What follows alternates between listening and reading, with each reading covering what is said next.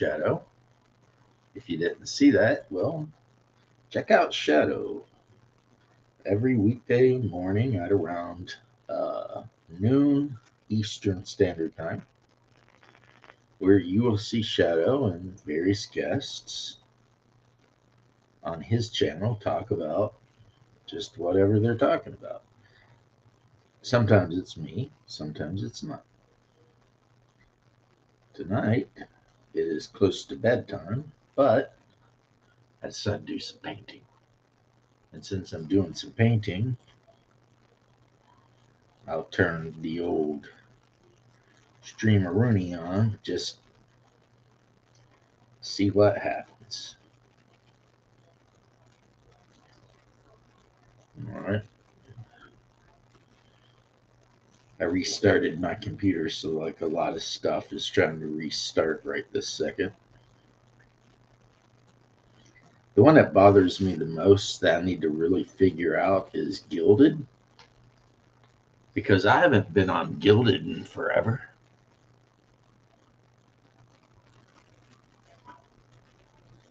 And it keeps wanting to turn on, and I'm like, stop it, get off, go away, Gilded. And so far, I think one of these days I'll actually sit down and figure out how to delete it completely from my computer. It's like, Gilded, I don't want you. I certainly do not want Roblox. I've heard nothing good about any of that. I mean, the only reason I even got Gilded was so that I could watch the Basic Expert, and I don't even think he's on Gilded anymore. I don't even know where he streams anymore.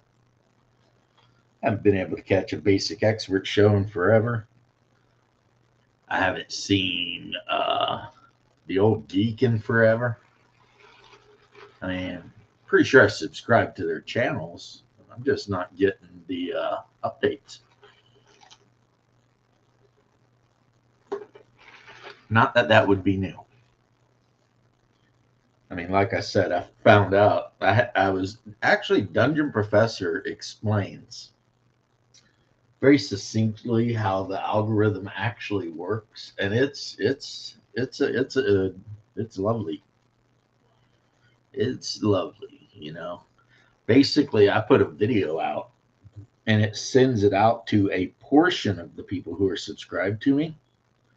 And depending on how many of that portion of subscribers react, it will then do like a second wave where it will send out to more of my subscribers.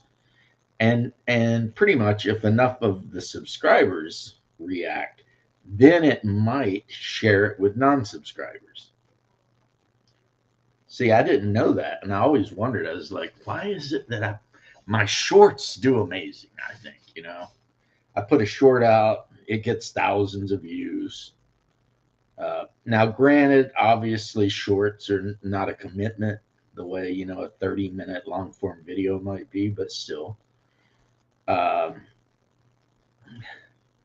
and then I put out a 15-minute video specifically on gaming and stuff that, you know, the people I chat with all the time are interested in. And it'll get about as many views as I get on, you know, a live stream or more sometimes, right? And I was, you know, I was like, what, how is this? Because it never used to be that way. It was different, you know. And oh shit, let me open chat up. So it turns out, yeah, Professor Dungeon Master George. Hello, George. How are you, man? Good to see you. So I'm watching Professor Dungeon Master, and he actually goes through how things actually work.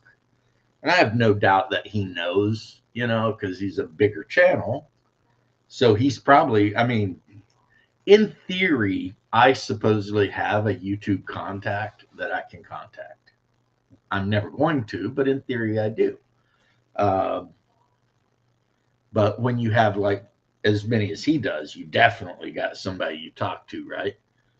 And so when he says how the algorithm works, I 100% believe he probably knows exactly how the algorithm works. And probably because he was told by the people in charge of the algorithm how it works. So, what you up to, George? How you doing, man? So, yeah, that's why his last video he put out, I don't know if you watched it, but see, here's the thing. Me and Professor Dungeon Master, sometimes I'm critical of him, but it's never out of like hatred. The fact of the matter is, as far as I can say, since I don't know him, so I'm really careful with the whole, how I feel about people I don't actually know in real life. But as far as somebody I don't actually know in real life and haven't really talked to, I like him. I think he's an all right guy. You know what I mean? I had opinions about, what I thought he was doing. And to be honest, it worked. I mean, here's the thing, would Dungeon Professor have blown up as big as he did if he had actually just done nothing but OSR games?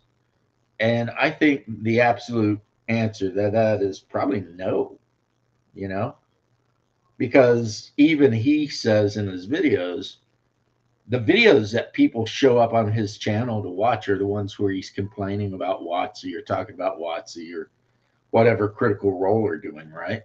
Like the excellent videos, a space cowboy setting idea. Do I got good news for you, George? It's called Traveler. And I mean, and I'm not even trying to be a smartass. Every time I've ever played a Traveler game, it always turned into Serenity somehow. So it is my opinion, and I bet you if Hungar was here, he would back me up on this, George, that Joss Whedon, when he did Firefly, that had to be a Traveler campaign. There is no way that was not a Traveler campaign he played in. Because, I mean, everything about it, it's like you got this completely disparate crew of rogues and whatever, and they're on their free trader, whether it's a free trader, a far trader, a fat trader, doesn't matter. They're on, and they're traveling around from place to place doing jobs. It's Traveler. And that just makes me love it even more, honestly. I mean, I'm just like the first time I was ever introduced to that show, which was by a buddy of mine. He had us all come over to watch it because he was a cinephile kind of guy. He always watched everything, and he was the guy that would tell us what we should watch. And I remember going to his house and we watched it, and every single one of us sitting there, it was a bunch of fat nerdy gamers, and I'm like,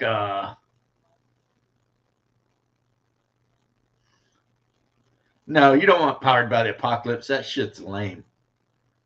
Um, Now, Forged in the Dark, I don't know about it, so I won't have an opinion. But I am familiar with Powered by the Apocalypse. I bought a bunch of the stuff like Monster of the Week. I bought Dungeon World or whatever. Gave them all away. It's trash. It's trash, and the people who make them are trash. Even though that's not a reason I would not play the game, because, like I said, I've got Green Ronin stuff that I play, and I absolutely despise Chris Pramas on a personal level. But yeah, we finished watching that episode of Firefly, and when it was still on TV, and I just remember all of us looking at each other and being like, "That's Traveler," and right, and we were all 100% in agreement too. We were like, "Yeah, holy shit, that's basically a TV show about Traveler." Some things are changed, obviously, since they're not actually journeying between worlds. They're journeying between, the different terraformed moons in what they called the verse. But I mean, really, it's no different than playing a game set in like one sector of the Spinward Bound or the Spinward Main or something. It's really no different. So yeah, it's Traveler. But yeah, why is ChatGPT giving you like the lamest story game, freaking made by the worst kind of people? Oh, you want to make a game? Okay, I get it. You're not okay. Um as long as you don't put any rules in it, then you could probably say it can be used with. Okay, I get what you're saying. Can be used with whatever like that. Yeah. But swords or blades in the dark and powered by the apocalypse, those are terrible games. Then again though, maybe if you got into it and used those rules to make an actual good game, that would counteract how crappy the people are that have made the other games for it. You know, Noble or whatever his name is, freaking just a bunch of like the Powered by the Apocalypse guys are your typical left coast weirdos that are pro everything that I would think sucks and won't shut the hell up about it on Twitter. Now, that's my past view on them, being that I haven't been on Twitter in a very long time.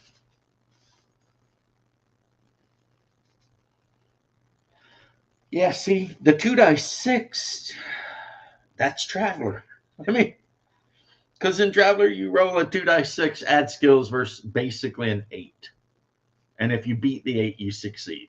Unless, there's environmental or whatever reasons for the target number to be lower or higher. But the basic is 8. So if you're your average Traveler with a gun combat of 1 or 2, and if you're really lucky, maybe you've got a dex bonus of 1. And if you're smart, you're in a prone position aiming at somebody. So you roll 2 dice 6 and you end up adding 3 or 4 to that. And if you beat an 8, you hit. Easy peasy lemon squeezy.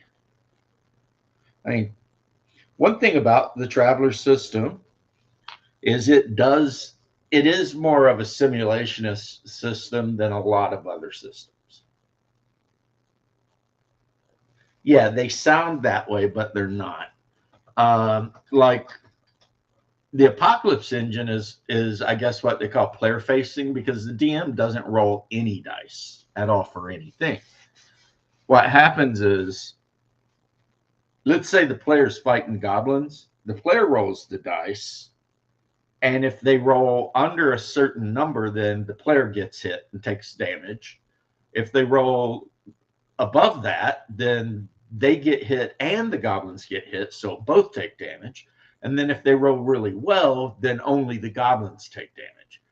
It's not a bad idea. It was done better by Talislanta back in the 80s, because Talislanta's got that same chart where like 0 to 5, you fell, 6 to 10, you hit for half damage. Maybe. No, 0 to 5 might be crit, and then 6 to 10 is miss, and then like 11 to 15 is half damage, and then 16 to 19 is full damage, and 20 might be a crit. It might be something like that. I'd have to look in my book. But it was the same thing, because I know a lot of people don't know Talislanta, but again, it's a skill-based system. When you pick your career, like what you are, whether it's a fighter type or whatever, you're, instead of having attributes, you're like in D&D, you just have bonuses and penalties. So if you're playing a Thrall Warrior, you have like a +4 strength. That, like, under strength, you just put +4. And then still no elves. Yeah. And then as a Thrall Warrior, you might have like a weapon of your choice at skill level 1 or 2 or whatever, right? So when you attack somebody, you roll a die 20 plus all of your bonuses, and then their stuff is the penalties, and you just compare where you are on that chart, and it tells you what happens. This is super easy. Yeah, Tauslanta is one of my true loves. I even backed the Kickstarter that was recently out. Uh, I even have the How to Convert Traveler to 5th Edition D&D. I will never do it. I feel like that's just like defeating the whole point of Tauslanta, converting it to freaking 5e. But it's a great game, and it's got like 150 playable characters, character types. But you don't have to be those 150 character types. You can just make your own actual character. It's just easier. Like if you're playing Tauslanta and you're like, I want to play a big barbarian type guy, that's really good at fighting, then it's really easy to just be like, okay, be a Thrall Warrior. They're genetically engineered warrior race. They all kind of look the same, so they tattoo their bodies up so that they, can have a little bit of individuality. And they're really good at kicking things asses in melee combat. If you want to play a ranger type, then play a Jakari Manhunter, which are like the cat people. They're really good trackers and stuff. Yeah. It is a darn shame that Tauslanta never got more popular than it did. Which, I mean, to be fair, it did get pretty popular. I mean, people do know what it is. When you mention Tauslanta, it's not like people look at you like, "No, what are you talking about?" Like all the old school gamers know exactly what Tauslanta is. No, you're up all night, brother. It's not that late on the East Coast. You're over there on the West Coast, man. No, wait, you're behind. So never mind. I am up late. It's early for you. And thank you for the vampire video. I think I already said that. Very, very cool. Very cool. I mentioned you to, I was talking to Diversity and Dragons. He was on here the other day. And I mentioned that you were painting up War Master figures because I was basically doing what I do, which is complain about Games Workshop not supporting all their best games. And, like I do because I like to complain. But, yeah. There's some, you can go on like Etsy or whatever now and buy War Master armies for like dirt cheap. Yeah, so yeah, you're a couple hours behind.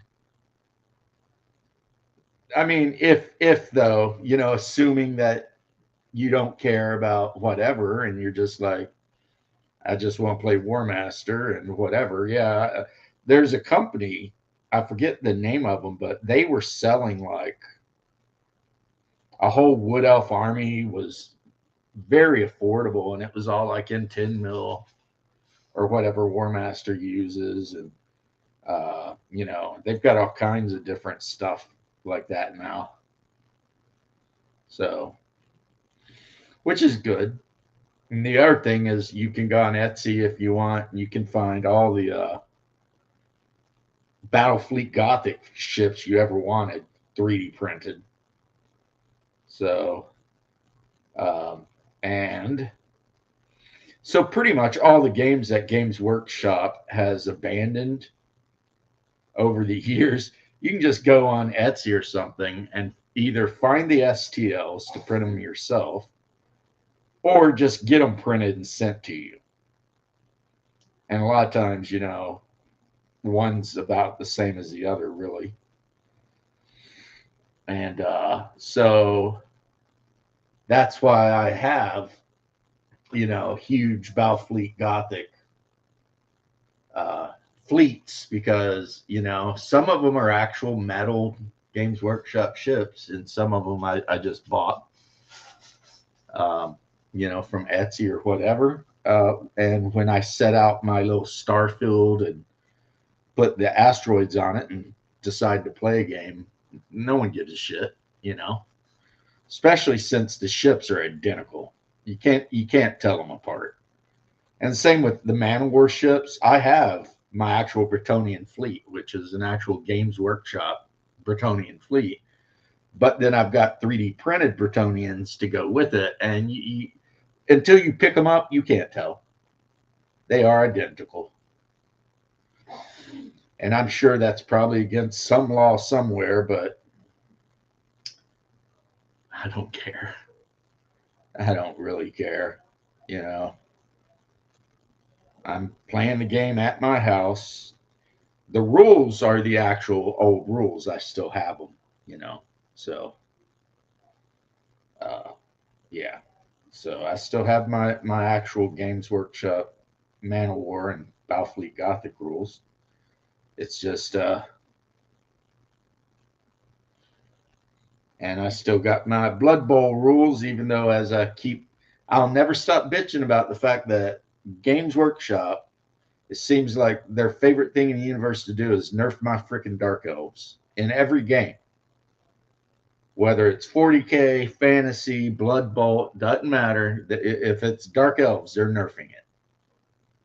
And it's like, would you bastards calm down and leave my Dark Elves alone? I spent 12 years playing Warhammer Fantasy without even a codex for my army or an army book. You finally give me a damn army book, and then you destroy my army and tell me to go get bent. It's like feeling like a cheap prostitute over here. Used and abused.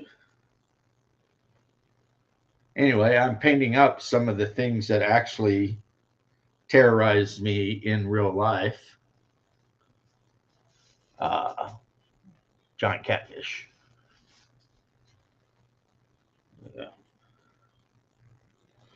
And no, I'm not going to get tempted into going off on all the damn lore of Appalachia.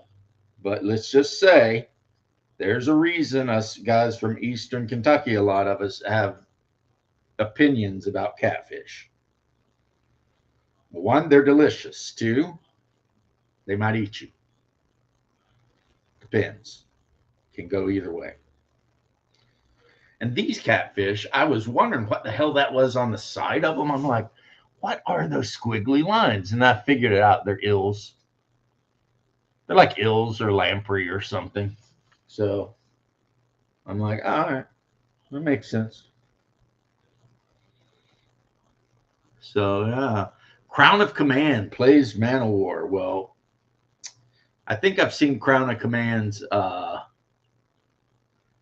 videos, and yeah, Man of War. And I know, you probably would not agree with me, but I'm telling you right now, Diver, Man of War might be the best game Games Workshop ever actually made. If you're talking about just a game that is purely playable, I mean, every army plays different. You can do so much different, like tactics and stuff. I don't know if you've ever even played the game. If you have, then you've got your own opinions about it. But like my brother Haas or Hungar, he plays the dwarves. So his fleet has got like some submarines and like monitors and a big freaking ironclads, like Civil War looking shit, right? With like turrets and cannons and whatever. I play the Bretonnians, so my fleets are all like 1500s Age of Sail galleons and freaking frigates and smaller Corsair type ships. So his fleet is slow, but it never has to worry about the wind. My fleet, if I've got the wind with me, can be very fast. However, if the wind turns directly into my face, I'm very slow. And then on top of that, I have way more attack dice than he does, but my attack dice are only broadsides. Whereas even though he has fewer attack dice, they're on turrets. So, he can always shoot anybody if they're within range with at least one or two attack dice, depending, right? So it's like, do you play the heavily armored fleet that's kind of slow but can always attack, or do you play the finesse fleet that can be very fast and devastatingly high firepower, but you actually have to worry about shit. And the Bretonnians aren't even the finesse fleet. Really, the finesse fleet is the high elves. They have their Lantine freaking catamarans and trimarans, and they can like do double turns and do all this weird shit. And, whereas the Dark Elf fleet is basically just sea serpents and sea dragons with towers on their back, swimming through the ocean. And then, of course, you've got the Black Ark, and it's literally the miniature's like this big. I've got one; it's huge, right? I've got a metal one; it's a real one, and it's the biggest, most powerful ship in the game. But it's also going to be most of your army because it's literally a Dark Elf castle that has been enchanted to float on the sea, and the front of it's designed to open up to let dragons out. And yeah, it's pretty rough. And then I've got Dark Elf warriors on manticores for flyers that I can launch off of the Black Ark to go after people. And my Bretonnian fleet, of course, has Bretonnian knights on Pegasus that, and the Empire has Griffin riders. But pretty much every faction from Warhammer Fantasy is represented, and they all play different. I mean, yeah, I don't mean anything. I said what I meant. That's what I meant. There's nothing more to be said. They all kind of play different. Like, if you want to play a hard fleet, then you play like the Norskins, because all they have is like long ships and king ships, which are just Mo-Beta long ships, and they have no ranged weapons whatsoever. So when you field those assholes, your only goal in the whole game is to board enemy ships. And if the enemy can stay away from you and just pepper you at range, you will eventually just die. That will be eventually the way it will go for you. But if you've got kingship and you rolled really lucky at the beginning of the game, and you've got a number of your crew are Ulfkinware or whatever, like the werewolf berserker type guys, if you can actually board an enemy ship, that can be really brutal, right? And if you board an enemy ship and you kill all the crew, then that's just a dead ship. But you don't take it off the table, because if you then leave the dead ship, say you don't take the time to scuttle it and you go on to do something else, the guy who owns that ship could send another ship over and send crew in to reboard it. So yeah, there's a lot that goes on in that game, and all of it is completely awesome. I mean, I'm just sitting here grinning just thinking about it.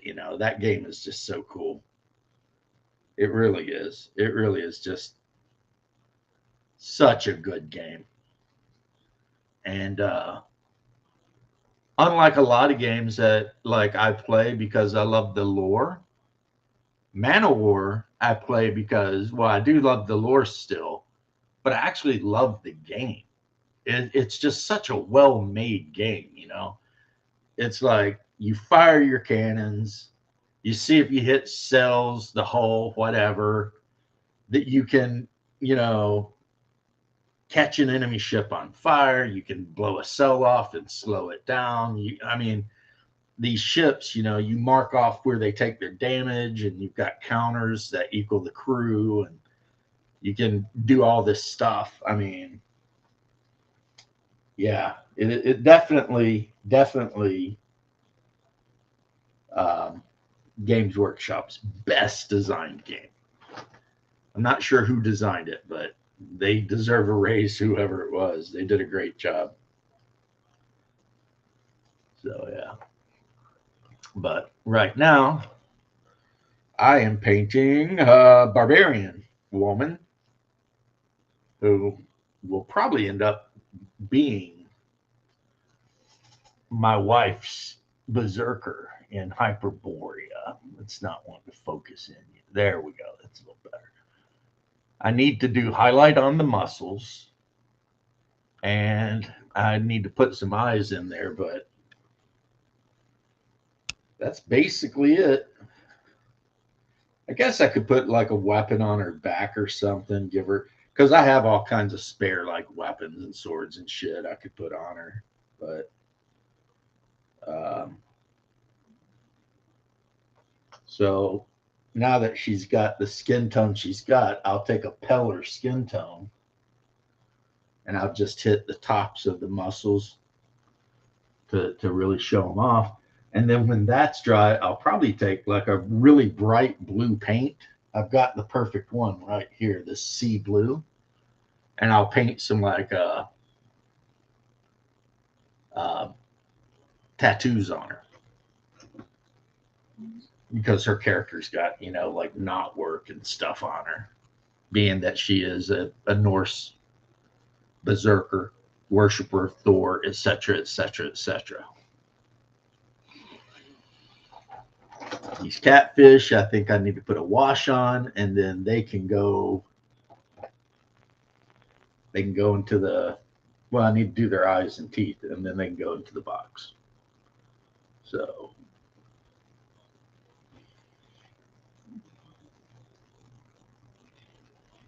And so he become king. A crown on her weary brow, or whatever it is. Between the times when the oceans drank Atlantis and the rise of the sons of Ares, there was an age undreamed of. Dum, dum, dum, bum, bum, bum, bum. I think I'll watch that when I go to bed tonight. Boom, boom, boom, boom, boom, boom.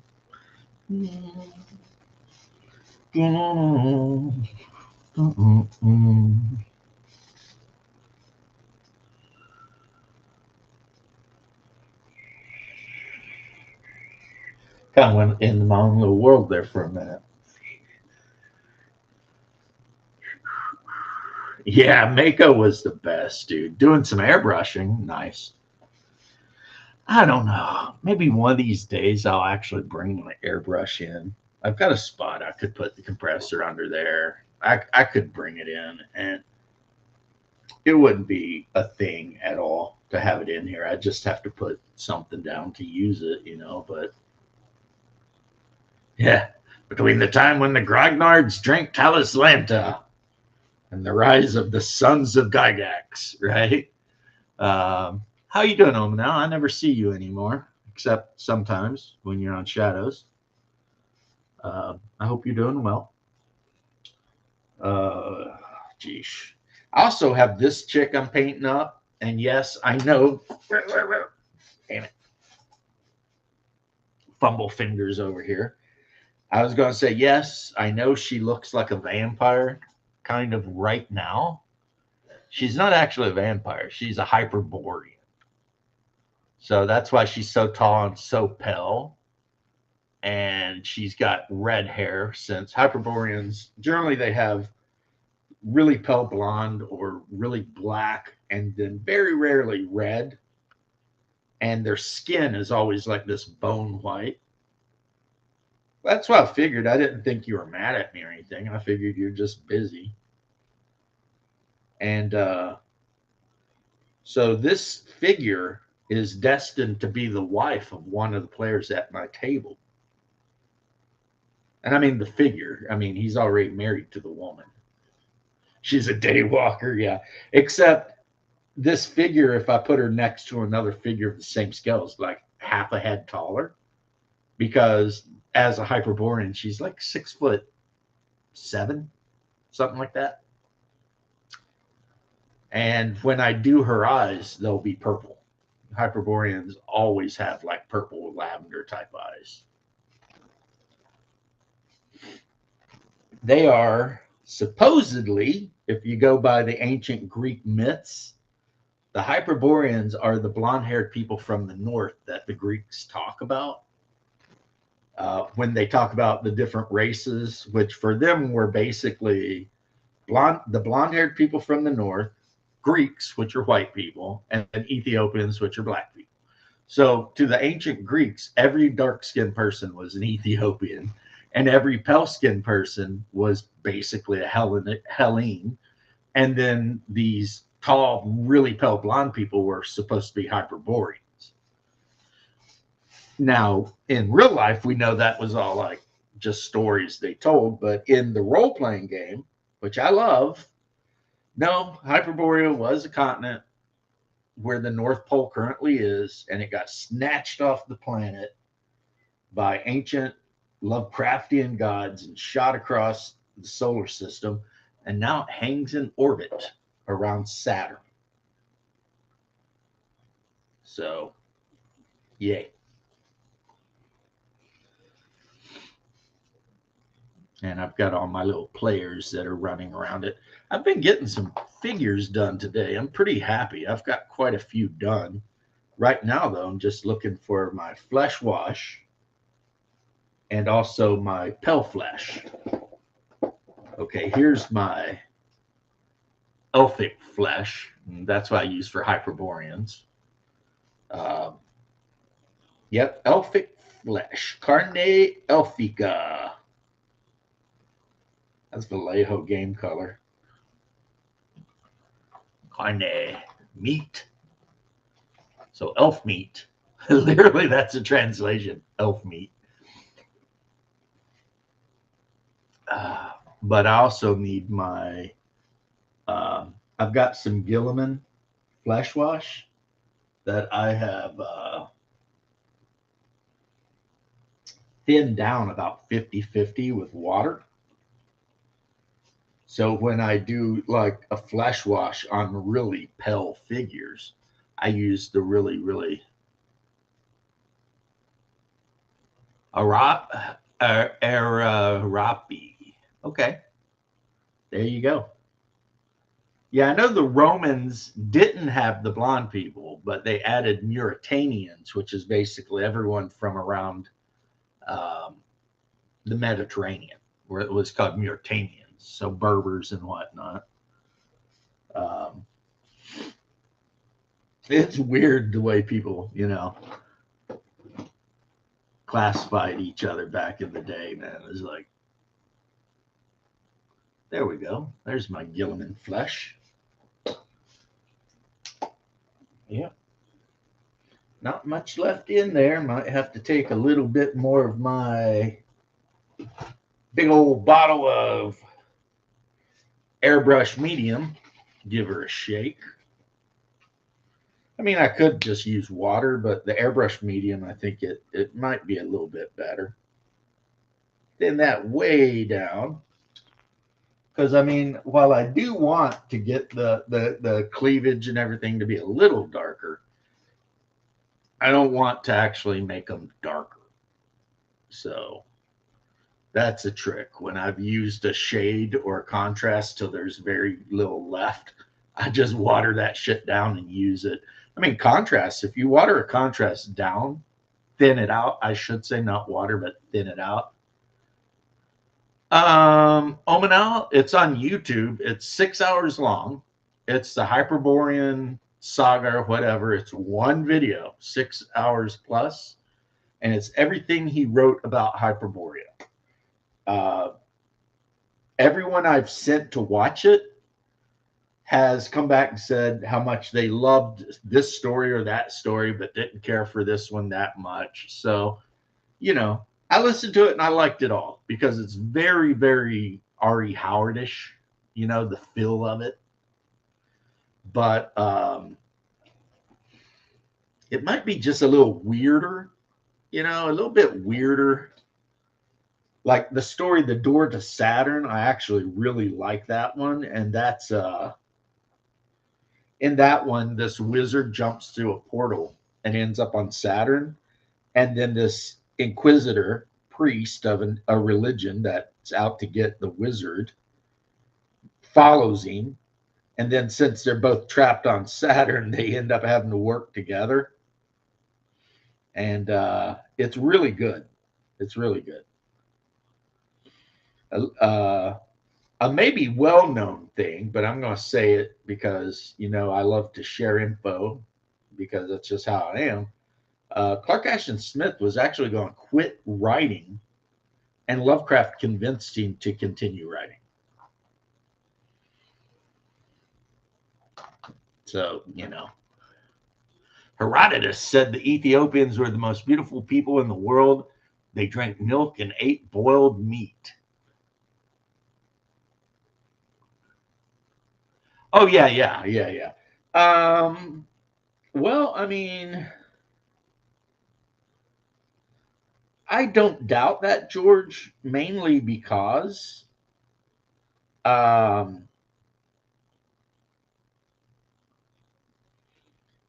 Ethiopian people have always been kind of set aside from the rest of Africa. I mean, going back even to like, Old Testament Bible times, the Ethiopians were always like a separate class of African for whatever reason. And so yeah, I don't doubt that at all. I mean, I think I read somewhere when I was reading up on weird World War II stuff that the scientists that were sent out by the Austrian painter to measure skulls and stuff, this could be a lie. But I think I read this a long, long time ago. When they measured the skull dimensions and stuff of Ethiopians, they were basically identical to Europeans. And so they were all like, what do we got here? Are these like dark skinned Europeans or something? I mean, I remember reading that and thinking, that's funny. You're running around measuring skulls with calipers, and all of a sudden you're like, that's pretty funny. But then again, if you get into all that stuff, that's where you also hear about Hyperborea, but you hear about Agartha and whatever it is in Tibet, Shangri-La. And I mean, those cats were getting into some wild freaking things, man. They certainly were, Like, a lot of people don't know this, but it was during the 1930s that Iran changed its name from Persia to Iran. And the reason, which is, in my opinion, stupid, but hey, is because Iran is how, in the Persian language, you say Aryan. And the Iranians, actually, the Persians, believed they were the Aryans. Don't believe me? Look it up. And then if I'm wrong, you can say, yeah, you're wrong. Second hand from the Egyptians, yeah. Yeah. His Hyperborean stuff is just about 6.5 hours.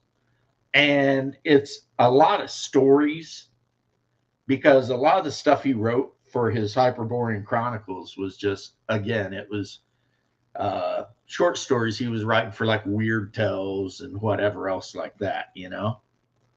So it's very, very easy to just put it on and listen to it. And if you got stuff to do, you can always just go and come back later and pick it back up. You know, it's very, very easy to deal with that. Yeah.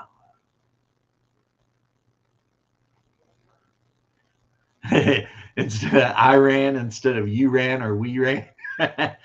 Well, um, it is a fact that Serbia, they used to be called the Serbians.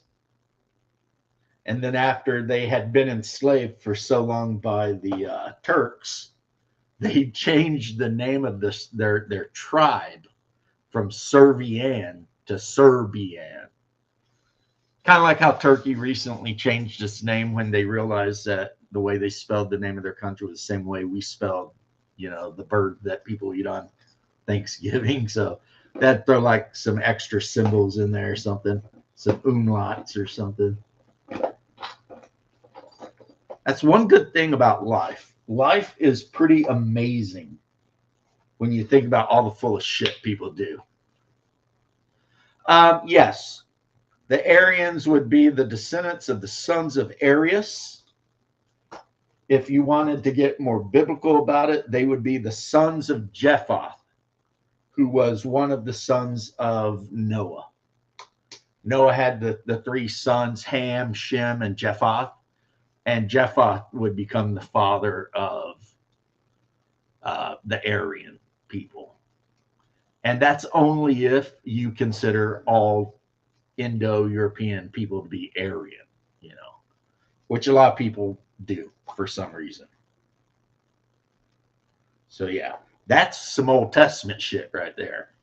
Ham become the father of the Africans, and Shem become the father of the Eastern people. If I remember correctly, yeah. I hope I'm not mixing that up, because I would feel like I feel sheepish. But at least that's what the Noahite or whatever people who believe that's what they say. And the ones that are kind of racismo, they say that it is because of the curse of Ham that Africa has always been screwed. Could have been.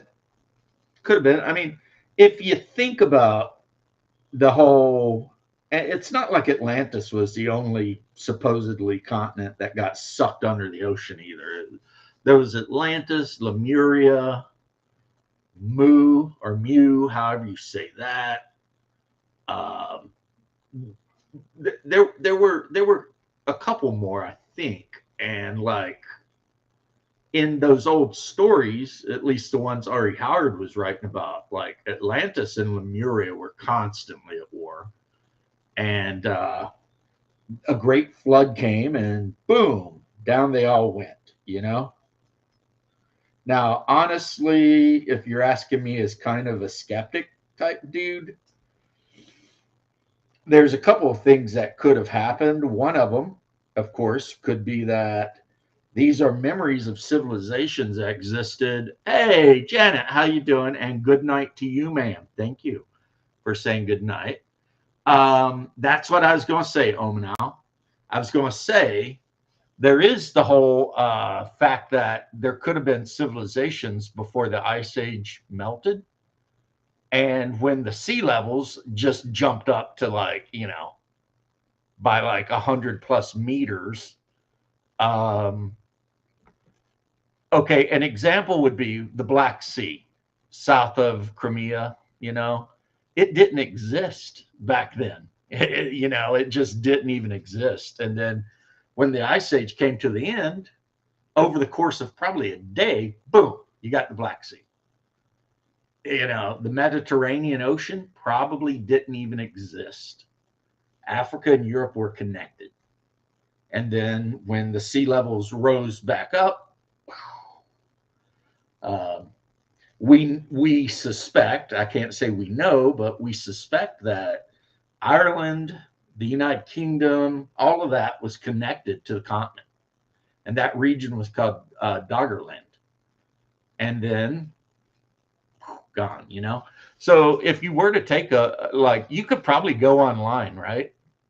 And find a map of the earth with the sea level 400 feet lower. And you would probably be really surprised at what the earth looked like at that time. Like, imagine the Canary Islands, right? Out there in the middle of the Atlantic between Portugal and North America, right? Imagine if the sea level is 400 feet lower. They're not mountainous islands just sticking up. They're actually a whole damn, thing. Yeah.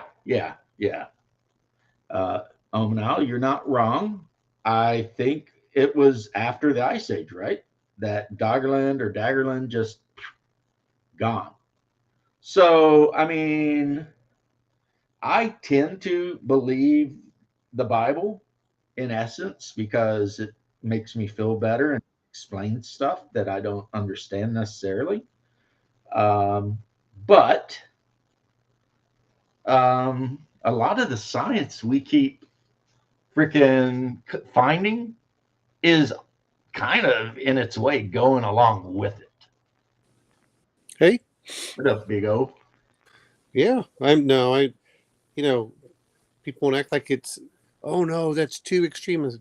This is what all science agrees with, and to be fair, sometimes I don't really care if all of it's true because I'll just, because it's the mythology that's a lot more fun in certain ways. Well, especially if you're playing a role playing game. Oh, exactly. I mean, my son and I went over to the Missoula floods. And, what amazes me is no one talks about them. I mean, they do now as it starts becoming more and more, and you get people outside of academia that talk about it. But no one disagrees that it was a 2,000-foot flood that went through Washington State.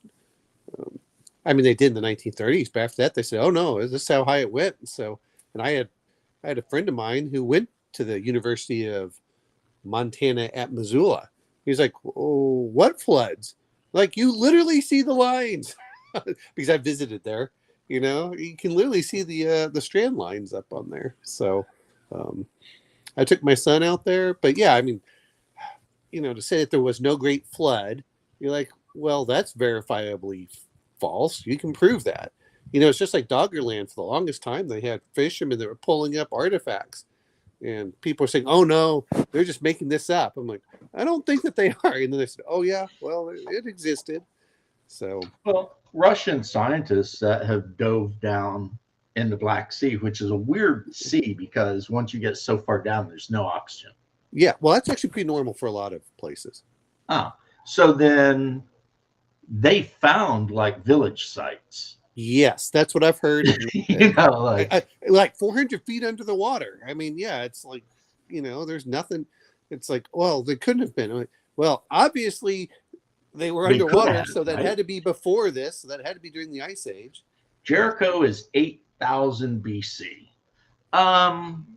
Yeah, let me think back. See, my memory of the Hebrew calendar sucks now since I haven't actually been Jewish in so long. It's like 5,600 something is the current year. And that current year, I think, started with the first temple. And you have to remember, according to the Jewish calendar, there's 13 months because it's a lunar calendar. So 8,000 years, quite possible. The working theory for us nerds that sit around and talk about these stupid things is that the Hyborian age was just about somewhere around 10,000 years ago. Yes, it was like right after the Ice Age. Right. And then the age of King Cole and the Atlanteans and stuff was like, go back another 10,000 years or so, somewhere in that neighborhood. It was before Atlantis sank. That was the right. Which at that point, if you want to go by, by current thing, that was probably around, younger, driest time period when you had the meltwater pulses, but 14, 15,000 years ago. But I mean, part of the reason that I know that R.E.H. Howard didn't want everything perfect was he said, if I do it kind of fantasy that relates to like the real world without being the real world, people aren't going to correct me on all my little minor details that I get wrong. Talanian or whatever? No, this was R.E.H. Howard when he was doing his stuff because He said he wanted to make it close that people are familiar without it being exact, so then he could do modifications without people screaming that you got this wrong and you got that wrong and you got this wrong. And he said, "Okay, fine." Like Kitai, which is the Russian word for China. Mm-hmm. There's a lot of stuff like that. It's like, oh, okay. And Vinja. What is Vinja is just straight up India. Yeah, there's a lot of them. Afghanistan and Afghanistan. Hell, there's a kingdom in the Black Kingdoms that's literally just Zimbabwe. Yes. Yeah. I know because when I ran Conan 2.20, my nephew played a warrior from Zimbabwe. I really did like it. Okay, cool. Whatever. I like the 2D20 system. I have the monolith version, which I've read it, but I haven't played through it. I have the little playtest one. Okay. I don't know if they're ever going to let anyone buy the actual full version of that game. No, I have it. Well, I've never even seen it. And I've emailed them and been like, are you ever going to publish this so people can just buy it? And I don't think they are, man. I think if you didn't pay for the Kickstarter, you're just not getting that role-playing game. I think I've heard it's not as good as I've heard it's not as good as the 2.20 version anyway. I think, and to be fair on this, there's just different. Some people hate the 2D20 and others did not. I mean, I have the PDFs, and that's why these are still shrink wrapped. Because I read those, and they came out last year. They're apparently going to do so I just got an email yesterday, I believe, about them doing the Kickstarter and asking which, because the combination between the two. So they're going to add a couple more expansions to both the board game and the role playing game. And they were asking which ones do you want for reprints? How about just do the rule book and let people go to your store and buy the damn thing? Well, that's what I mean. So that would be nice. But they're also talking about the board game version. Hey, do you want which ones do you want reprinted? Is what they're asking. Is like because I wouldn't mind a Cormyr, or not Cormyr, Corinthia. Did they do the Corinthia? Because right now they did Corinthia. I wouldn't mind that one. Well, I mean they did the. I've got Stygia. The Stygia, Nordheim, and what was the third one? It wasn't Corinthia. Kitai. So that's what they're asking. Do you want those reprinted? Do you want the Valkyrie? I've got one Stygia, 2 of the North one, and 1 of the Kitai one. So, I didn't like the Kitai one at all. The Northman one, though, and the Stygian one, amazing. Great value. Great miniatures, great games, just freaking good. So I have that. I have the Versus. I have the red. As a matter of fact, look who I got right here. You might even recognize her. Oh, yeah. Belle? Whatever the... That's Balette. Balette. Yes. The queen of, the pirates. Yes, the pirate queen. Yeah. She's actually, believe it or not, Jewish. Interesting.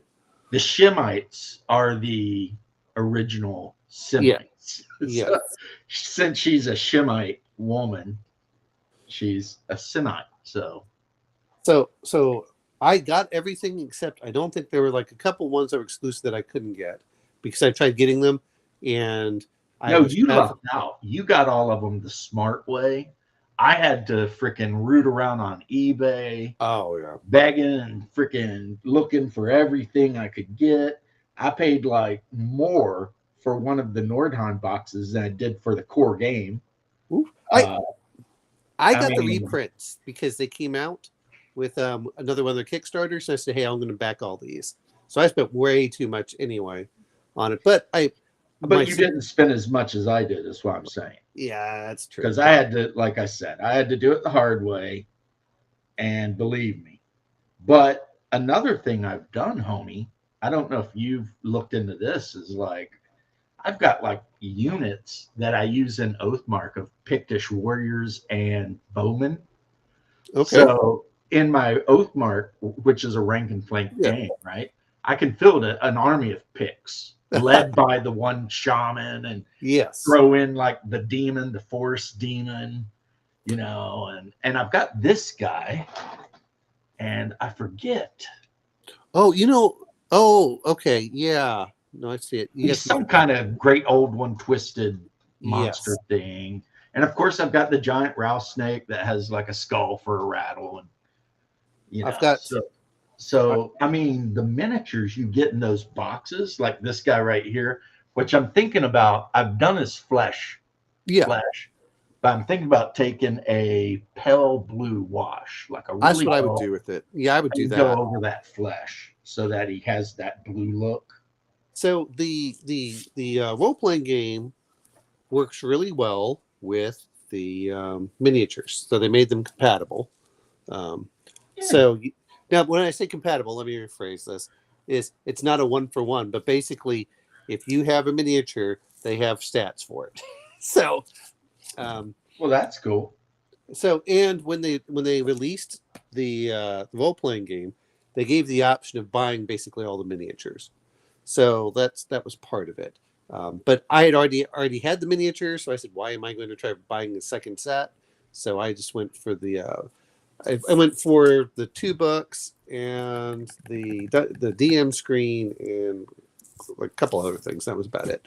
But I saw that what they're going to do is they're going to do another Kickstarter, I guess during the summer, that allows you to do your add-ons and everything else, and bring out the yeah. And I forgot what it's called. I have to go look up in my email here. Let's see. No, the thing was that the miniatures and even the maps that came in the Monolith box set Oh yeah, were perfect for the 2-20 game too, because how they were split into zones, and 2-20 uses like that whole zone movement and everything. So when I ran the Beyond the Black River, Beyond the Thunder River, whatever adventure for my players, I used that Pictish village.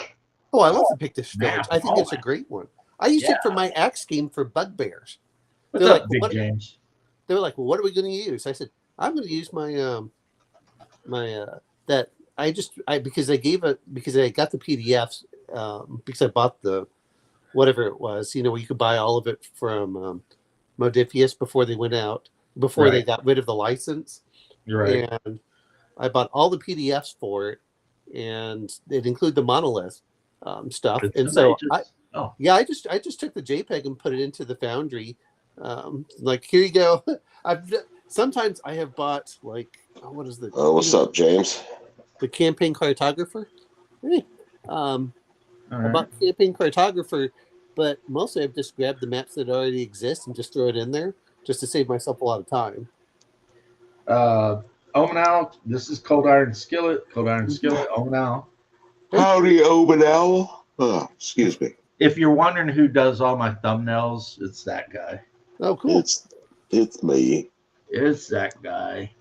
It was an accident. Everyone, my family, Cold Iron. I sent them a picture of that you made of me just sitting on like the porch of my shack painting. My mom and my dad, they all loved it. They thought it was just like It didn't like, turn "Is out that well. really you?" And I'm like, No, I'm tinkering with it. I'll get it right eventually. dude, So- I don't even know what you're talking about. You're one of those dudes that's never satisfied with your own work. Yeah. I look at it and I'm like, dude, that is perfect. That looks like a picture. All right, And so this is my whole family thought was a picture of me too. No. But we were just It talking could about be the better. Conan game and my frustrations with the fact that Monolith has just been a pain in the ass. Which Well, Conan game? well, like I said, it's right now. This is what they said. So Q3.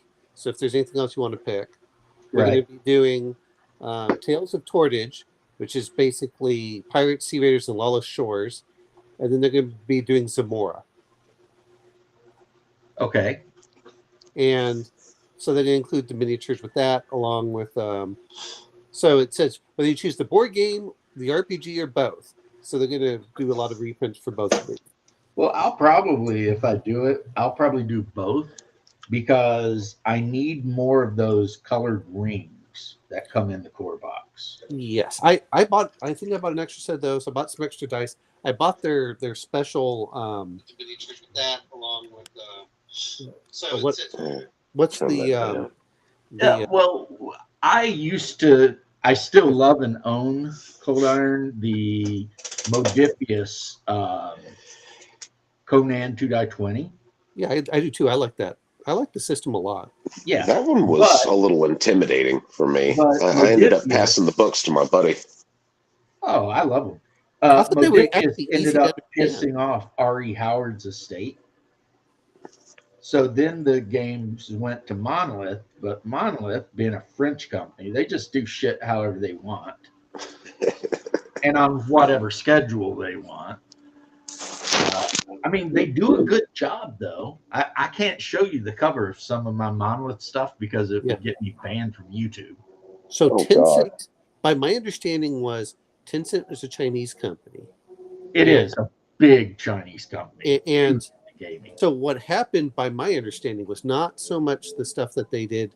Because I was like, I don't see any problems with black, but Crafty Matt gave me the original stuff for the things talking about like Kitai and Right. that set. Well, apparently Tencent did not like a lot of stuff that they viewed as derogatory towards the Chinese. I was like, wait a minute. And I read it. They were pulling things out like the word martial arts. They didn't like the word martial arts. You know, it was like the stupidest changes that you could. And because they owned the license, they went back and said, no, you have to rewrite it. So I have somewhere the old version and then the one that was printed. And there's a difference between the two. And that was what caused the big uproar. You know, I believe that because I do remember somebody or reading somewhere that what really tore everything up was something to do with the Katai book. Yes, that was the issue. But they'd already started slipping a little bit when they came out with the Black Kingdoms book. Just by the fact that they spent like half a page apologizing for the fact that they wrote the book. You know what? Zingar and Duelist, that's a cool character concept too. Zingar is basically Spain. So I mean, my view in this is like most things, put your half page of apology because guess what? I generally don't read it anyway. It's like putting the stuff in the copyright, which I like for Privateer Press. Someone said, they asked, what's the first thing you do whenever you get a book? And one of the guys says, oh, I go read the copyright, disclaimer. And I said, what? And it's like super, super tiny print. And it says, for those people who do this, and they always put like something humorous at the bottom of like what's going to happen. And it always relates to the game world and what happens to copyright violators. Like the such and such pain givers will grab anyone who violates this copyright and they will practice their arts as, never before. It's stuff like that little thing in the disclaimer. Yeah, see, my problem is that at least this specific problem Yes. is that it almost made it out like they were ashamed of putting out a book that is like such a huge part of Conan. Oh, yeah. It's like you can't be ashamed of the Black Kingdoms. Conan spent so much time down there. One of his best friends was from down there. Yeah. I mean, let's be honest. Conan was running up in those black chicks all day. I mean, I know that's a crude way of putting it, but there's no way Conan was racist because, I mean, that dude. He did the whole point of being Conan was that he traveled the world, banged all the hot chicks. And not just banged them, but, ruled over wherever he went. So to the point that people elevated him no matter where he was because he was a great leader of men and he was willing. I mean, what is it? I think they call Conan the Conqueror. Amra. Yeah, but when he comes over and they put him into the slave holds, and then he gets all of which included the black slaves and everyone else, and he does an uprising, and then they make him the leader of the ship. That's how he becomes the leader of his pirate ship. Is he leads? Because one thing Conan did not like was slavery. Yeah, he didn't like. It's not that he'd go to war with a kingdom that had slaves, but he personally was not a fan of the No. idea at all. Just like he wasn't into the grapage thing too. He actually in one story mentioned how he thought it was so pathetic that a man would have to like force a woman. Because Conan never had to, you know. Well, He well, just no, no. roll up and flex it up, and the chicks are, you know. Well, I remember there was one thing where one of the women was like, "Oh, you gonna do this?" He says, "I have never taken a woman by force." You know, that was that. I think that was the line. You know. Yeah, Conan does not take women by force. He doesn't murder kids. He's not a huge fan of slavery.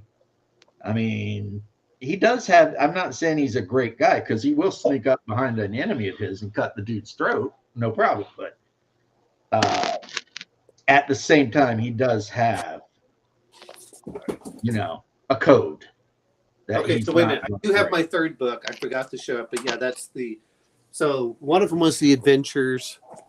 Yeah, so it was Tales of the Hyperborean Age, Volume 1 and 2, and then I have the core book. And you can get the PDFs. You can buy the PDFs, but you're right. The physical books, they have to do a reprint for. Okay, where can you buy the PDFs, though? Because when I went on Drive Through RPG, the only PDFs they had was the starter. The Monolith website. So I have to go there. COC Dark Ages is one of Bear's games. Then he was ported to his Final Age and Savage Swords with Shadow. I remember when Bear talked about running Call of Cthulhu Dark Ages game. Whenever they have, Humble Bundle has a bunch of stuff, and now Fanatical's coming in because I saw Fanatical had Dark Conspiracy, which I have not seen in something like 25 or 30 years. Well, did you hear what happened there? For which one? Dark Conspiracy? The whole thing. Oh. No, what Game happened? Design Workshop. Mark Miller, the guy who actually owned the IP for all of the games Game Designers Workshop ever made, Yes. gave it to Mongoose Publishing. Sure. Well, no, I knew that happened. Except Mongoose Publishing immediately said, we are not messing with Twilight 2000. Well, because apparently they love what Free League did with it. So they're like, well, you want to know something? By my understanding, it's a little different than that, which is, Free League has to pay a license for that. So it's cheaper for them to let someone else do the publishing, and they get some royalties from it rather than anything else. I mean, well, you know more about than I do then, because what I read was basically that Mark Miller was like, just do your thing with it. Because Mark Miller apparently was so happy with the way Mongoose has been treating 2300 and Traveler. And so he's like, all right, take the rest of it. Do your thing. And honestly, I own Dark Conspiracy. And if Mongoose comes out with a new edition, I will own that too. I just saw that apparently, I looked over in Fanatical because they have all the PDFs for it. They have the first and second edition. Apparently the second edition came out in 2009 or something like that. So which meant that there was that, and then you're right with Mark Miller. I mean, how old is Mark Miller? He's what, 70 something? At least the dude was in the Air Force, like during Vietnam or some shit. So I mean, when people talk about this, an engineer, which if you ever read the original Traveler rulebook, you can tell that guy was an engineer. Well, I mean, so this was the thing that when people complain about George Lucas selling off Star Wars or something. It's like, look, I'm old. Let me pass it on to someone else. Now, unfortunately, the guy gave it the college try, though. When you think about Classic Traveler, Mega Traveler, Traveler: The New Era, which God was so terrible, is when they tried to make it a Die 10 game. Yeah, then yeah. Well, D20 game, which was awful because the rulebook shipped without half of the charts you needed to play the game. T5, which was like, hey, let's make a giant rulebook that no one could ever use. Do you got T5? Oh no, Conan stuff. Nice. No, I'm sorry. I just wanted to show that yes, there is a physical copy of this, but I did get it. So you got to taunt me. I was just showing you that the books are pretty well done. They are thinner than the 2D. See, when I was proving Games Workshop's Horse Heresy stories correct. Oh, which one? All the bad guys are bald. Oh yeah. It's a bald. If the Primarch has no hair, he is definitely going to betray the Emperor. That's fine. No, I mean I'll be honest. I never got into Traveler because I hated the landscape format of the books. I did not like the fact they were soft cover in many cases. Okay, you're talking about reprints. I'm talking about the stuff that was probably from the 1990s and before. Yep. Um, The original Traveler came in an LBB, the little black box, we called it. Now, some people are trying to say OD&D was the LBB. No, it was always Traveler, the little black box. And they were these little gazetteer books, and they were just normal little books. And then it went to Far Future Enterprises, which was still Mark Miller, right? Yeah. And he printed every Traveler book out, but they were like these yay long.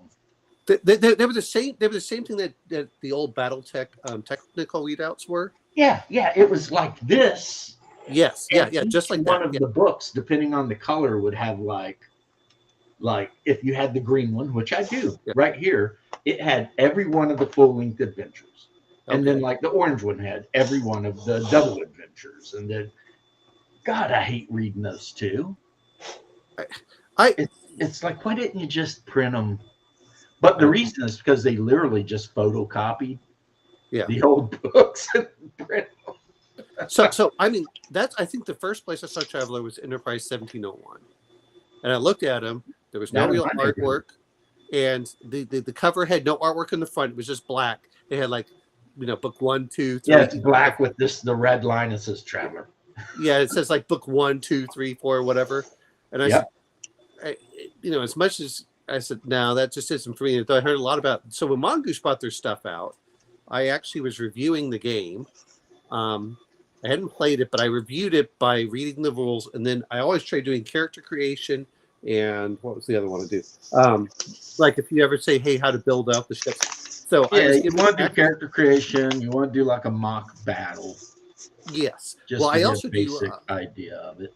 I also do how to create a ship. Shipbuilding rules. Yeah. And I found that there were some errors in there, which bugged the hell out of me for the 2300. So I would go through and I was like, and I'd use a spreadsheet just to make sure I'm not doing this wrong. So I was like, okay, do this, do that, do this, and then you can. Well, 2300, they really leaned into overcomplicating shit. Yeah, well, this isn't just but I got both got the 2300 and the regular version. Classic Traveler. The thing you have to remember is when they say a ton, they don't mean weight. They mean the displacement of a cubic meter of hydrogen. No, I understand that, but what I'm trying to say for which is so weird. It's like, well, no, I mean I understand, but because you're in space, it doesn't mean. I'm glad you understand it. That's why I was joking about you can tell that game was written by an engineer. Oh, yeah. Because it's like, what? Well. If you ever remember, they did the same thing with Star Frontiers. Whenever you'd build the stuff, they still did stuff by tons. For some reason, Star Frontiers seems so easier. Though. It was much simpler because you didn't have to.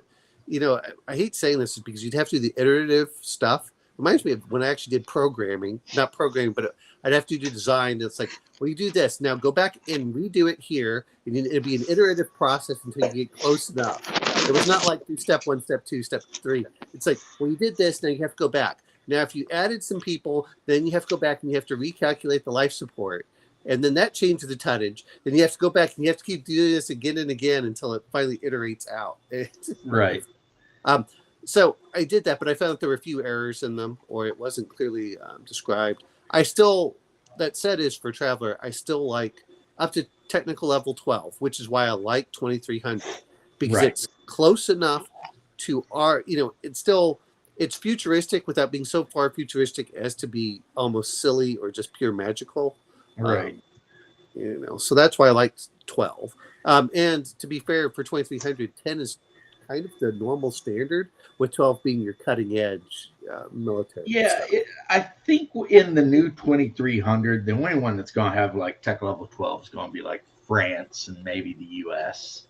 Yeah. Well, that's a big maybe. And the Tech 12 stuff might be totally different. Like the US might have like some kind of material technology at 12, but France has like all the electrical shit at 12. It's different. But 12 is going to be your cutting edge military, and then 10 like the players are probably never going to. They might see a Tech level 12 thing, but they're not going. And then tech level 10 is your actual, normal day. And I think for Traveler, in modern day is 8. So it's not so. Yeah, we are pre-Star Travel, so we're like 7 or 8, somewhere in there. Yeah. And we do have some Tech 9 technologies, but we don't got the big one, which is, yes, star drives. And I do like the fact that it limits on how far you can travel in space to like 7. Is it 7 light years or 7 parsecs? I can never remember. But in 2300, I believe it works by AU.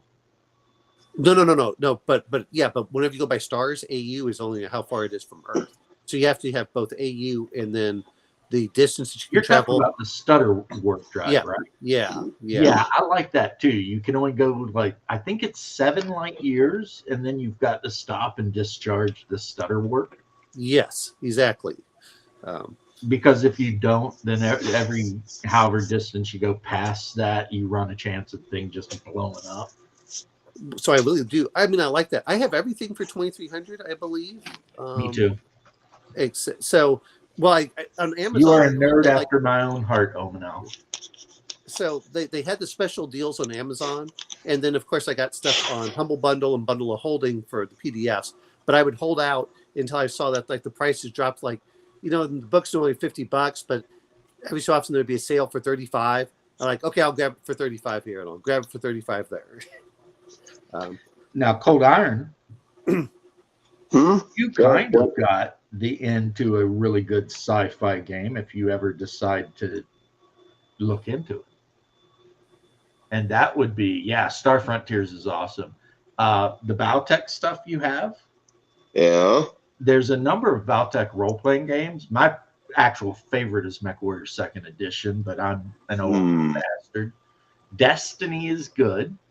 And for sci-fi games, I mean, those are pretty good games. And you can choose whether you want to play where all the players are part of a mech company or merchants. I feel like for a tabletop RPG thing, are mercenaries an option in there? They are, and when fun times. When I feel like a merc company would be fun there. Yeah, Hungar can tell you about it. I ran MechWarrior 2nd Edition for a couple of years, and they were a mercenary company just traveling around the inner sphere trying to pay bills. And there were some games where they'd actually take a contract, and one of the characters' mechs would be all blown to shit because they didn't make enough money the time before to pay for all the freaking armor that got ripped off the mech. So they're just trying to scrap it together and stuff. But it can be a lot of fun. And depending on the version of the role-playing game you use, you can use the standard rules, like in the Game of Armored Combat box set. You could use Alpha Strike. Destiny has its own kind of short combat system that relies more on theater of the mind.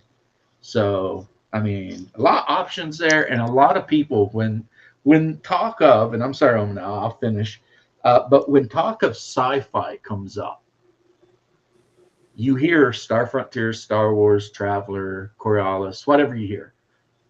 You almost never hear anybody say MechWarrior. And yet, it's one of the oldest, most well-defined, laid out, hard science to a point, sci-fi setting in existence. But a big problem in MechWarriors, the players are never going to own their own starship. Around here, it's always Stars Without Number. I do like Stars Without Number. I haven't. All everybody plays. Yeah, I have it, but I haven't really read it. It's BX set in space. That's what I kind of figured. I mean, I have the PDF somewhere because you can get Stars with a Number, Worlds Without Number for quote free. If it says without number, it's BX. Yeah. Modified for whatever the hell he's doing at that point. Yeah. A lot of them are interchangeable. So if you have Cities Without Number and you're playing Stars Without Number, in theory, you could make a Cities Without Number character and have him join the crew from Stars Without Number and just say he's from a world that, was at that tech level or whatever. I mean, I'll tell you why MechWarrior is not mentioned as much. because it is completely human centric with no alien races. Yeah, and it's overshadowed by its actual war game component. It's like, Well, yeah, because it has a terrible RPG. The RPG was not very good. you say. I disagree with you, sir.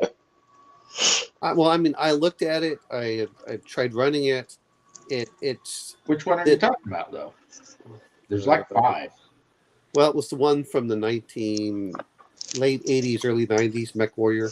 So that's either Mech Warrior 1 or Mech Warrior 2. And I have nothing bad to say to you, Omanal. If you didn't like it, you didn't like it. Now, if you had said Time of War, I'd high five you, because when that game released, you couldn't even figure out how to make a character. Oh, that was terrible. Well, to be fair, That one was so bad. To be fair, FASA used a very similar method that they used for Shadowrun, and it was a 2d6 system, but it was not quite there. It was. Well, it had to be 2-6 though, now, because I think from the get-go it was intended to be played alongside. Yeah. No, it was, but I mean, there were certain things you could and could not do. My whole thing with it was, I will say as much though. I did love, and I wish that I'm not sure if they still print them out, the books for each of the, like the Lyman, the Davies, you can get the PDFs and they're freaking cheap, because I was looking at them the other day. They're like $4.99. They are. Those were great books. Huh? Those were great books for reading. I mean, the thing that I think that people forget about BattleTech is it was fun to read the supplemental books because it gave a lot of the background for the wars and everything else. So even if you didn't play the game, it was still a good read. Well, that is also. Were you going to say something, Cole? Oh no, I'm sorry. I'm doing the Latin crossword right now. Just listening to you. I'm sorry. Oh, okay. The thing about all of the FASA games, Omanal, like think about Shadowrun. Not only did you have Shadowrun the game, but there was like 100 novels. Yes, and some of them were freaking good. Like Never Trust an Elf and Never Deal with a Dragon, and I mean there were.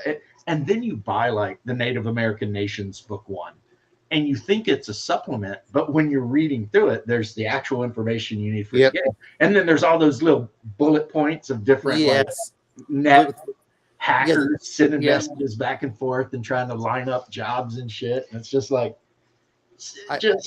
man, the Bug Hunt was interesting. So good for so long. I don't even know what happened to those people. Here's what I've heard, and I don't know if this is entirely true.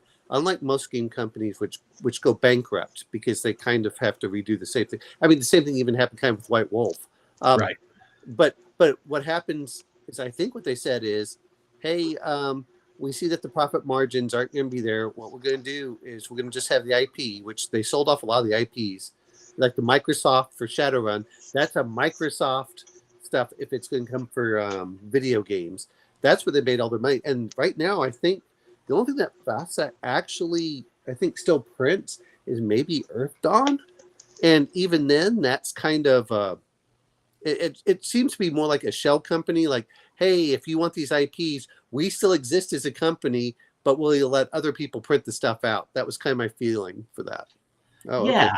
Okay. If you go on to like DriveThruRPG and you type in FASA, you're not going to find Shadowrun. You're not going to find BattleTech. I mean, now the books and everything went to Topps, and Topps had no idea what to do with the game. So that went, Topps subletted it to Catalyst. Yes. So my understanding was and Microsoft owns anything that's computer except for Harebrained Schemes made that the one version of BattleTech. Yeah, it's no. I think that I don't know about BattleTech. I know they own Shadowrun for Microsoft they own BattleTech too. Okay, I don't know about that one. If that like the Mech Warrior computer games, that's all Microsoft now. I thought that was Activision for a while. Activision is dead, bro. Well, I thought it was Activision Blizzard is what it became, and then Yeah, it was Activision owned the MechWarrior stuff. Microsoft bought it all, Oh, okay. and now Activision's just in a Yeah. closet somewhere. So they Yeah. anyway, licensing fees go all out of there. I know that what happened was Catalyst at one point was ready to. I think they were about ready to outright either buy BattleTech or Shadowrun, and the problem is that one of the, I can't remember which one of them decided to basically embezzle funds, and they took the funds to pay off his stuff from the company, which you're not allowed to do. Right. And when they did that, they didn't pay off the freelancers, and the freelancers withheld their copyright because they hadn't been paid. And so when they withheld the copyright, they could not print out the books. That caused a mess. And that's why you suddenly went, because I thought Shadowrun 4th edition was running full bore and was doing really well. And then suddenly that came up, and then they had to do a 5th edition. And I was like, what the hell? Because I have the Shadowrun. I actually like the 4th edition best of all the Shadowrun. And I have second. Well, I liked it better because the target numbers, because you could game the target numbers so much. That's why I didn't like it. It was just, why are you doing this with more? To me, just tell me any more successes. That was an easier way to doing it. I will say as much as when you went to 4th edition, while it was an easier system to run and use, the problem was it lost a lot of its flavor when it came to riggers and the differences between shamans and magicians. And then Which 5th is why I said boo hiss, because I'm a 2nd edition guy. Because 2nd edition, the last edition where they actually separated magic from technology. That was It's 3rd like edition. you could have both, but neither the two should meet, right? Yeah, And because then it affect your 3rd edition and 4th edition, you start adding physical adepts and technomancers. And physical adepts were in 1st edition.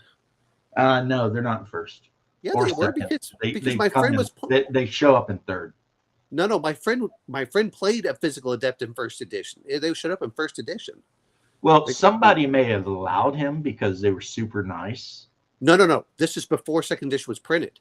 Yeah, they're not in 2nd edition, homie. That's what I'm telling you. I have every edition. I thought I had 2nd edition. 3rd I had edition. 2nd edition.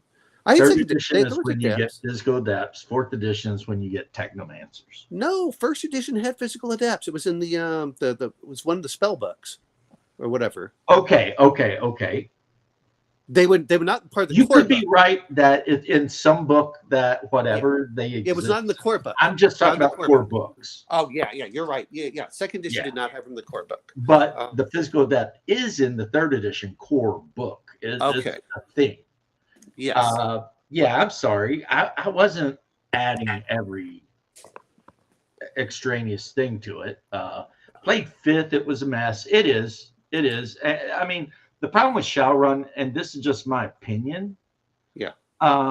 It just gets worse. It's like 1st was good. 2nd was better because they unified a bunch of shit from 1st that really should have been.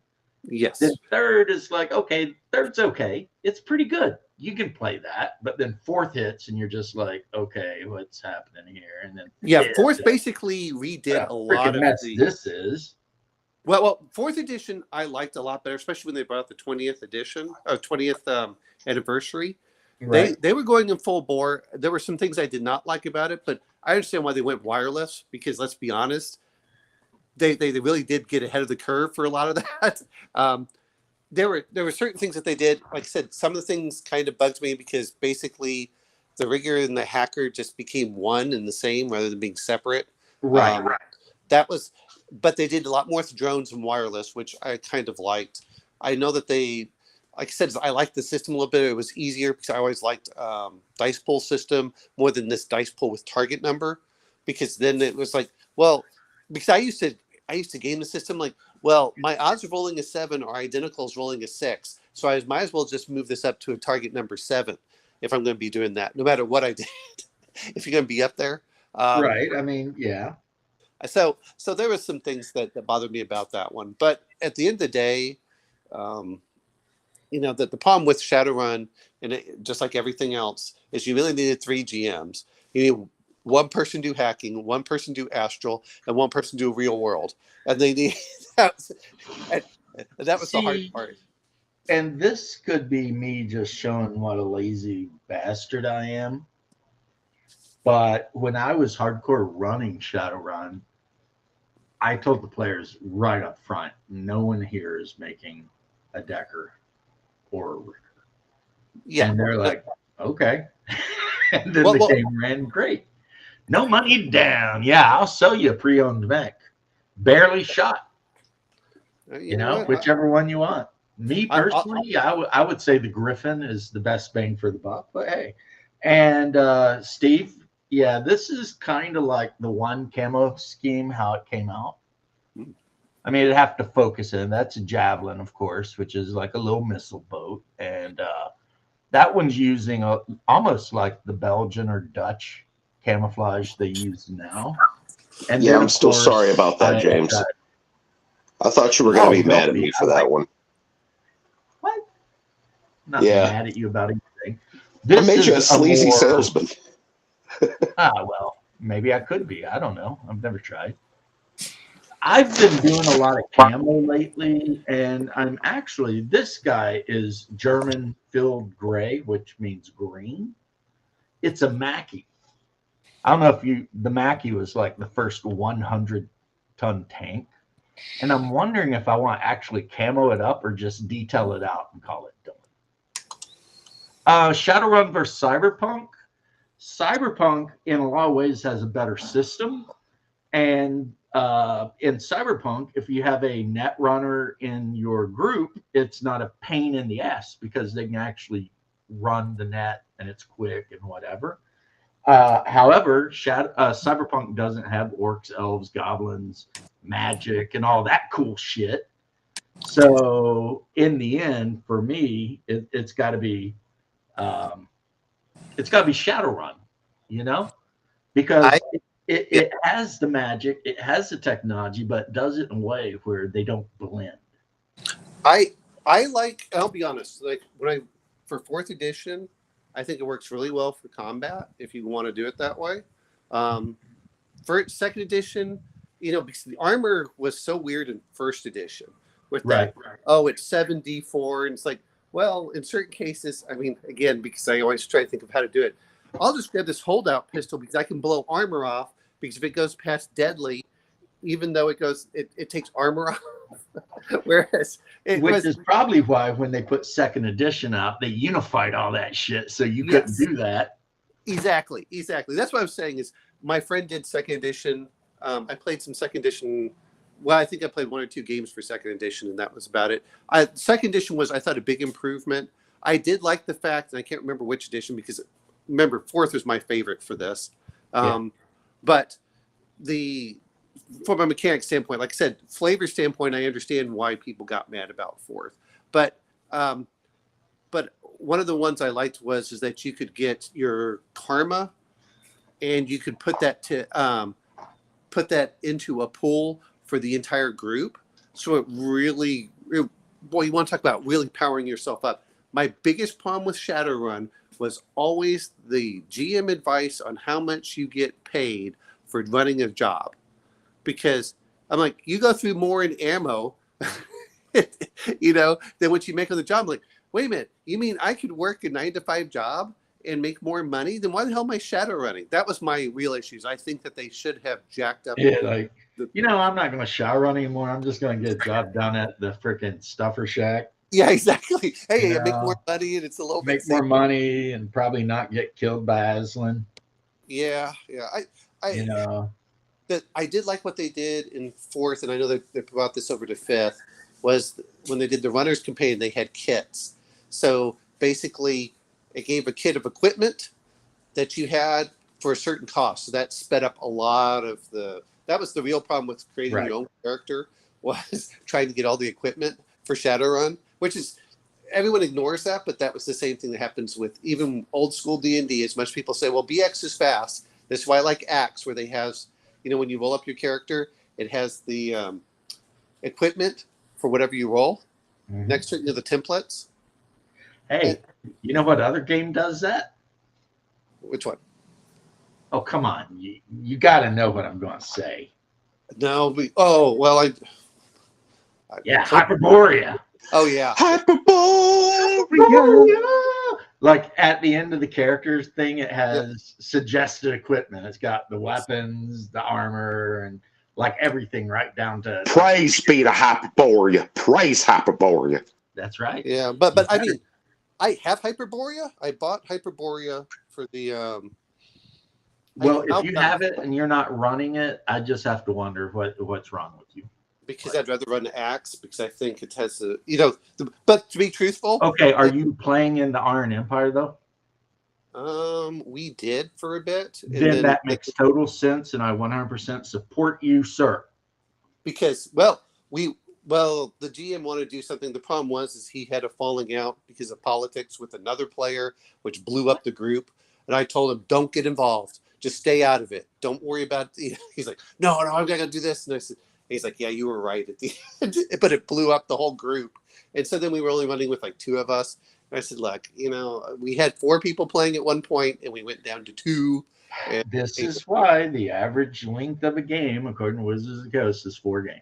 Because so many people are playing online with people they don't know, and some stupid shit can blow a game up. Me and DM Bloodworth talked about this at length. Whereas at my table, if somebody starts going off on some political shit, I say, shut the fuck up.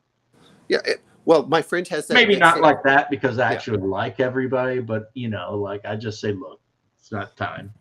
Yeah, exactly. Hey, this is what you do after. Well, pull your head out of your ass, right? At the end of the day, everyone wants to talk about us and stop. I get so tired of this.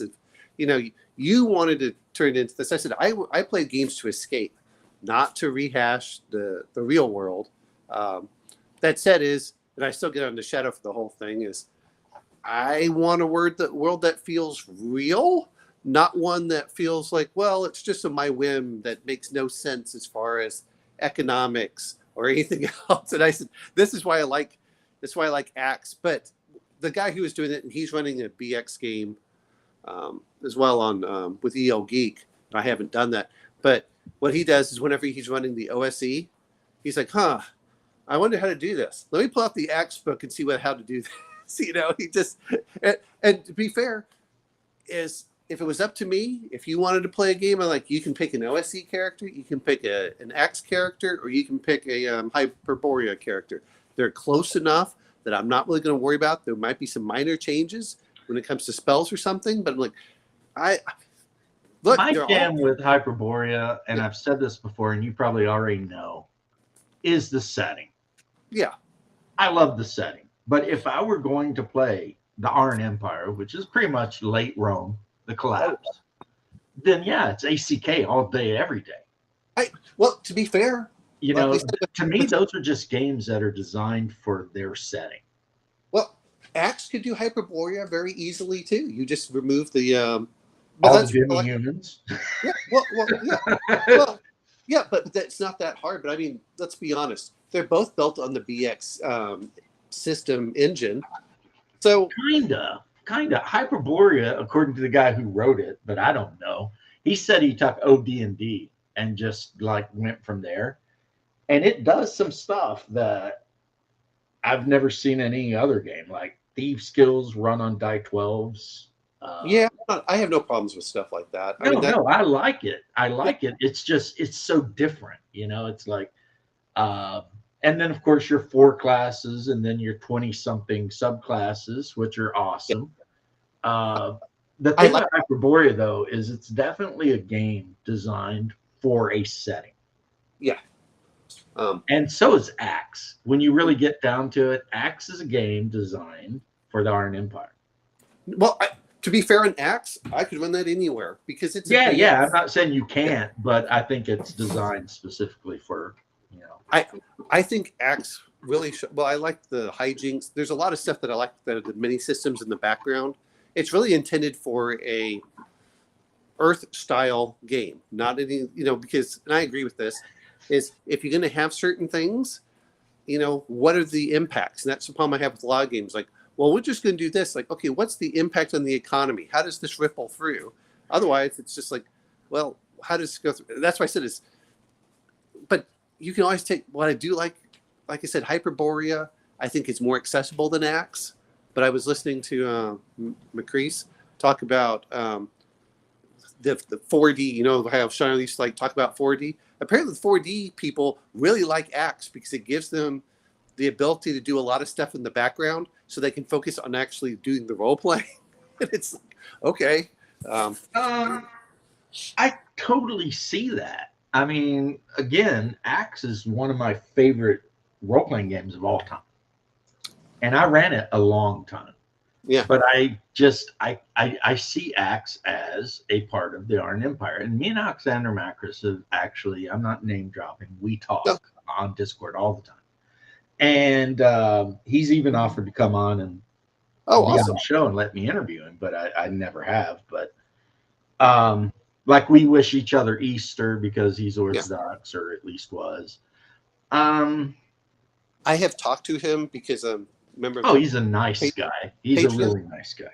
The way that they slandered him so much, and what really gets because he had like he ran a business that did something that Yiannopoulos. He ran a business. Hired him. He ran a business that had multiple websites, of which some of them had Milo Yiannopoulos and a few others, and that was conservative. But they all seem to ignore the fact that he also ran a bunch of ultra-liberal websites on that same, platform. Well, what was that? That was because that was when Jim Sterling was on.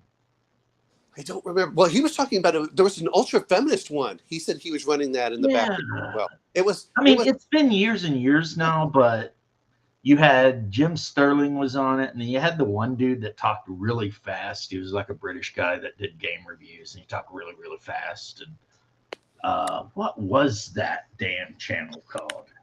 Well, no. This one had to do with like, mothers or something like that. It had nothing to do with role-playing games or anything. For some site, which people forget about. He ran it as a media company that ran a bunch of different websites, both liberal and conservative. But because he had some people that on his conservative ones that they didn't like, they just threw him. And what I'm finding, which is interesting now, because you get in the backlash. It's like with my sons, people talk about Generation Z, but I'm looking at Generation Z, which is my son's generation, a little bit older. I said they kind of got inoculated from the millennials. No one likes the millennials. No. And the latest generation or whatever, Alpha or whatever they're talking about, is like 90% of the young men are like a hardcore conservative, even more than like X. Yeah. Well, like I said, Gen Z was. So we're raising like a generation of future crusaders over here. Oh, well, some of it is like I look at my son is he just wants to have fun, and the problem is that the virtue signaling sucked all the fun. You're not allowed to have fun unless you're having fun our special way. And I went, that never turns out well. And this is something I bemoan. In the 80s, everyone hung out with everyone. Chicks with weird colored hair were a good time. And you could listen to Iron Maiden and Prince within the same, couple minutes. It was just like no one gave a shit. We all pretended to be vampires or something. And I mean, it was just a better time. Better music, better clothes, just better everything, man. I don't know. And no one gave a shit. Back like in the 80s, I don't think I knew how any of my friends, I don't think I even knew my own political opinion.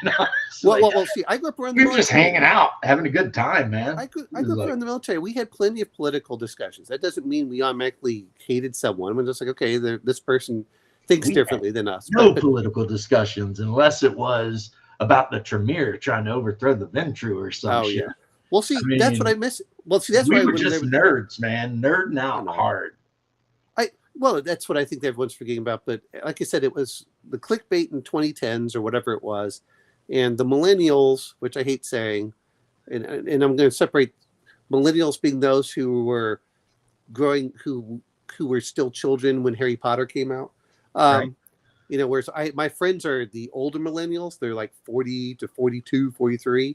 But they're but I call them more the Generation Y, which I used to hear. Before the term millennial came out in the 1990s, they called them Generation Y. And Right. so my friends were in college when a lot of this when really with social media, they were in college when social media came out, so they didn't have that warp their minds, unlike the ones that were like 12 years old and then got on Facebook and then they're like, oh, I've got to do this because someone I might was just looking disagree at with the me. chat. Steve was Hallelujah and Cold Iron Skillet, I Yeah. think.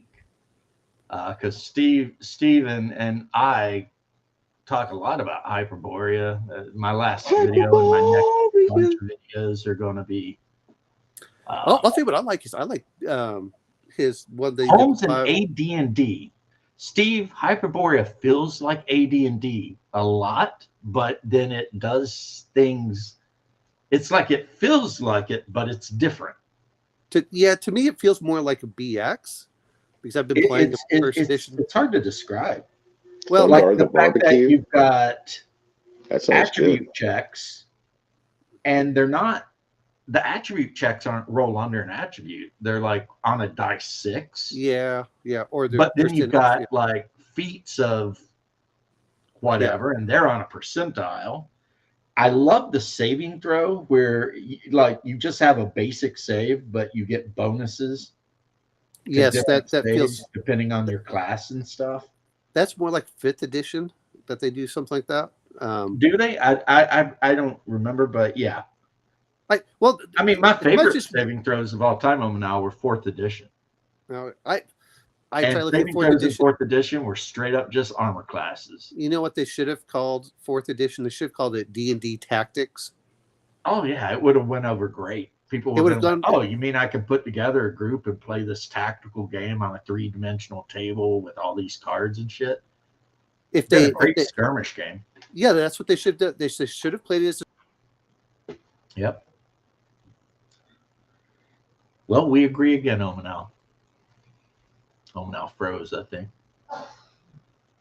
But so Steven just needs Hyperborea and Frostgrave to be happy. Yeah, Frostgrave is an amazing game. My wife has agreed to let me teach her how to play Legion Imperialis. So that could be a thing. But we're still playing like Agricola and all those like Euro trash games where you just like put meeples on places. And we have a great time with that.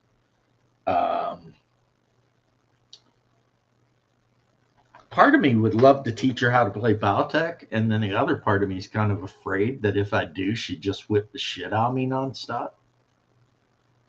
Okay, bro. Yeah, I'm getting ready to get off of here in a couple minutes anyway. But thanks for dropping on. It was a lot of fun. Because my wife is a lot more of a logical thinker than I am, which might seem weird, but it is what it is. She's more into the mathematics and the logic of everything. And it turns out I'm more of the creative. And Battletech, when you really dig down underneath the actual plastic minis, same moment now, it was a pleasure, is all about figuring out probability and math, like the statistical chance of doing X, right?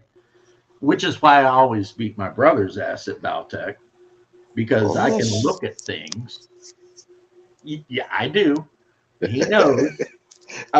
Because I can look at a situation and I can figure out based on the rules what the probabilities of any given thing are, right? He plays with his heart, bless him. You know what I mean? He moves where he thinks would be. He's like not worried about what's under it. He's worried about, well, I'm going to move my guy into these woods and shoot that guy because. And I don't think he actually goes much deeper than that. So then he'll spend a lot of the game missing me because he won't move when he should have moved. And, I will do something that to make, because I'm all about those mods, right? Those modifiers. Like, why would I stand still with a mech when by moving 5, I get a +1 to hit you as a negative mod, but you get a +2 to hit me as a negative mod? So it's always better to move over a certain range, right? If you can. It's always better to make sure you end up in woods. There's just things you do. And a lot of players, the reason they have a hard time with the game is they don't do them. You know, and it's stupid shit. It's like always fire lasers, particle projection cannons, and ACs before you fire missiles. Always. And someone might be like, well, why? Because the weapons I mentioned are what you would call piercing weapons. They knock holes in armor. And then when you flood the LRMs or SRMs on your target, since you're rolling so many hit locations, that's the better chance of an SRM sneaking through some armor and hitting ammo, and now your opponent's mech is dead. You know, just that quick. So see, you got the game now, and now it tells you how to play it. Now, you don't have to listen, but see, I run a Griffin a lot of the time, and that means PPC, then LRM. PPC, LRM, because LRM will give me minimum two hit locations. Yeah, I totally said I had a Griffin, but, you know, when matching the cards up with the mechs, I did not have a Griffin. You don't have a Griffin. You know why? Because you can only get the freaking Griffin in the starter set. Well, I got to pick up a starter set then, I guess, because the good news is the starter set will run you about $19. Okay, that's not horrible. That's not bad at all. And you'll get more maps, some more bullshit, and you'll get 2 mechs.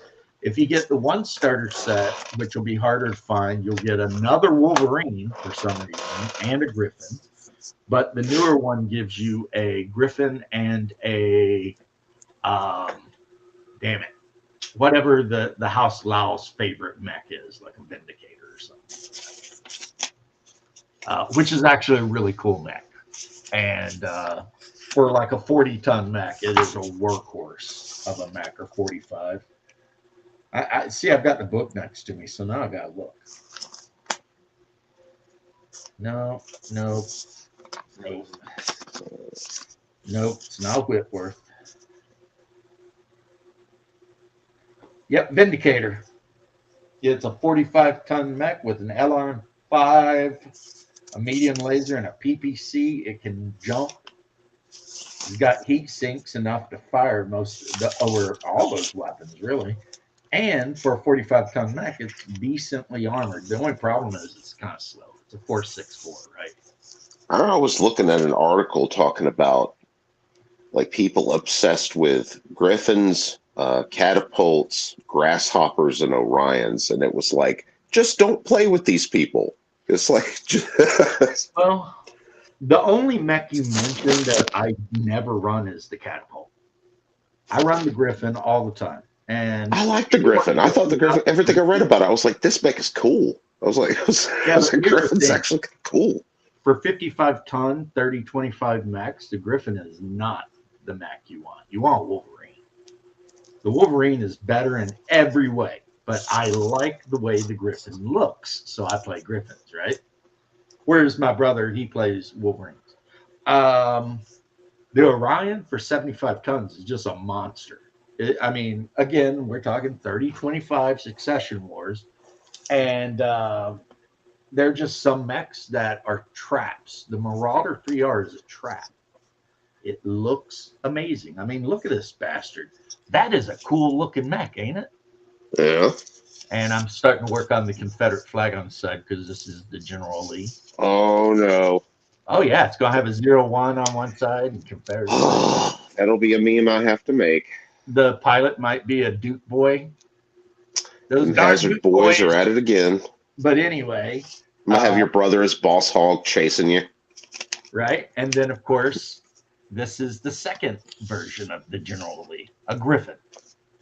See, the Griffin has a lot of weaknesses. All of its armor and everything's on the right side. Yes, I did, Stephen. Way more than I ever should have. And then when I decided not to dabble with D&D miniatures, I loaded all of them up into a giant bag and gave them to my brother. I did, and I'm sure some of them are probably worth lots of money. I didn't give a shit. Yeah, I'll have the 01 on one side and the Confederate flag on the Confederate battle banner on the other. And be like, yeet, yeet, yeet. And then like Cold Iron said, I'll have to do like a freaking Sheriff Roscoe P. Coltrane mech. Yeah. You know, that'd be funny, but so any hoozle, um, yeah, the Marauder 3R is a trap because it's so beautiful, but it doesn't have enough heat sinks to actually fight a battle, whereas the Orion does. So if you throw a Marauder on the table with an Orion, unless you get lucky and blow the head out or something, you're generally speaking, you're done. I mean, I think that Thunderbolt, which is 10 tons lighter, then a Marauder would probably whip a Marauder's ass. Now, if you're playing the Merrick version of the Marauder, all of a sudden you've got a death machine at 3025. That thing is a monster because it says no to the PPCs, throws some large lasers on, and just stocks up on heat sinks and armor. And all of a sudden you've got the Marauder that can run in on you and rumble, right? 2 large lasers, 2 medium lasers, and the heat sinks to fire that shit. If that thing gets up on you, you are in trouble. But the stock, and the thing is, the guys, when FASA was a big thing, which this is made by WizKids, this ain't even made by FASA or frickin' Catalyst, they specifically designed half of the mechs in the book to suck. They did it on purpose because they were trying to simulate an actual reality, right? Like in this far future where people are making mechs and duking it out, some mechs are just better than others. It's just how it is. So you can't have every mech just being awesome. Some mechs suck, some mechs are good. And unfortunately for some people, like a Warhammer is better than a Marauder, like stock. Yeah, the stock Warhammer, which is 5 tons lighter, will smoke a Marauder's ass. And if you get into some of the other stuff, like the Flashman, the problem with the Flashman is all it has on is las guns, right? So you would think, okay, that's a good mech. But the problem is you got a bunch of las guns that drives your percentage chance of getting the crit hits down. Because you fire the las guns, you might punch a hole through armor, but then the chance of hitting that hole again, with the hit locations is okay. How to state it? You don't get enough attacks to hit the gap again as often, right? Whereas if you got a mech like the Thug, it carries 2 PPCs and it carries 2 SRM4s, I think. That guy can punch holes through you and then run into shorter range and just spam missiles.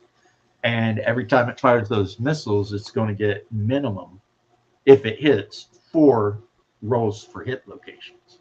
So that's 4 chances to hit wherever you don't have armor. And if there's ammo in there, well, again, boom.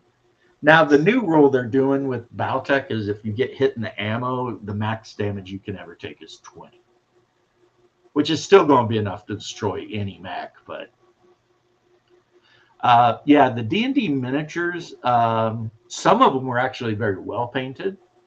What happened is, for a long time, Steve, my wife every Christmas would buy me a case of D&D miniatures, and we used them in a lot of games. I've got one right here, actually. Not that you could ever tell it was a D&D pre-painted WizKid miniature because I removed whatever the weapon was she had and put a big spear in, and I put a round shield on her. But that's the actual paint job that she came with, right? Which ain't great, but it's not horrible. And when my wife was playing 5e, she played a cleric that used a spear. And this was actually her character. So, yeah, it was one of the pre-painted D&D figures. But I don't know. I've still got a few of them around. Monsters and stuff. Like, here's one. This was a pre-painted D&D figure. It was Atiug, whatever. The garbage eaters. Yeah, the garbage monster. Yeah. Yep. Yeah, I like them. I mean, you fall down a pit, you're fighting with this weird alien looking monster. It's giving you infections and diseases and shit. I mean, that's just good, clean fun. Well, not clean, but, good fun. So, If you're anywhere to encounter one of those, you've probably need to backtrack. well, I would say if you fell into a pit full of trash, the first thing you do is start screaming at your buddies to get you the F out of that pit. Because, you don't know. Things could go really bad really quick, right? That said, they're just, I think, just this really cool, kind of creepy alien monster. Kind of looks like a, Yeah, I like Zorns for that same reason.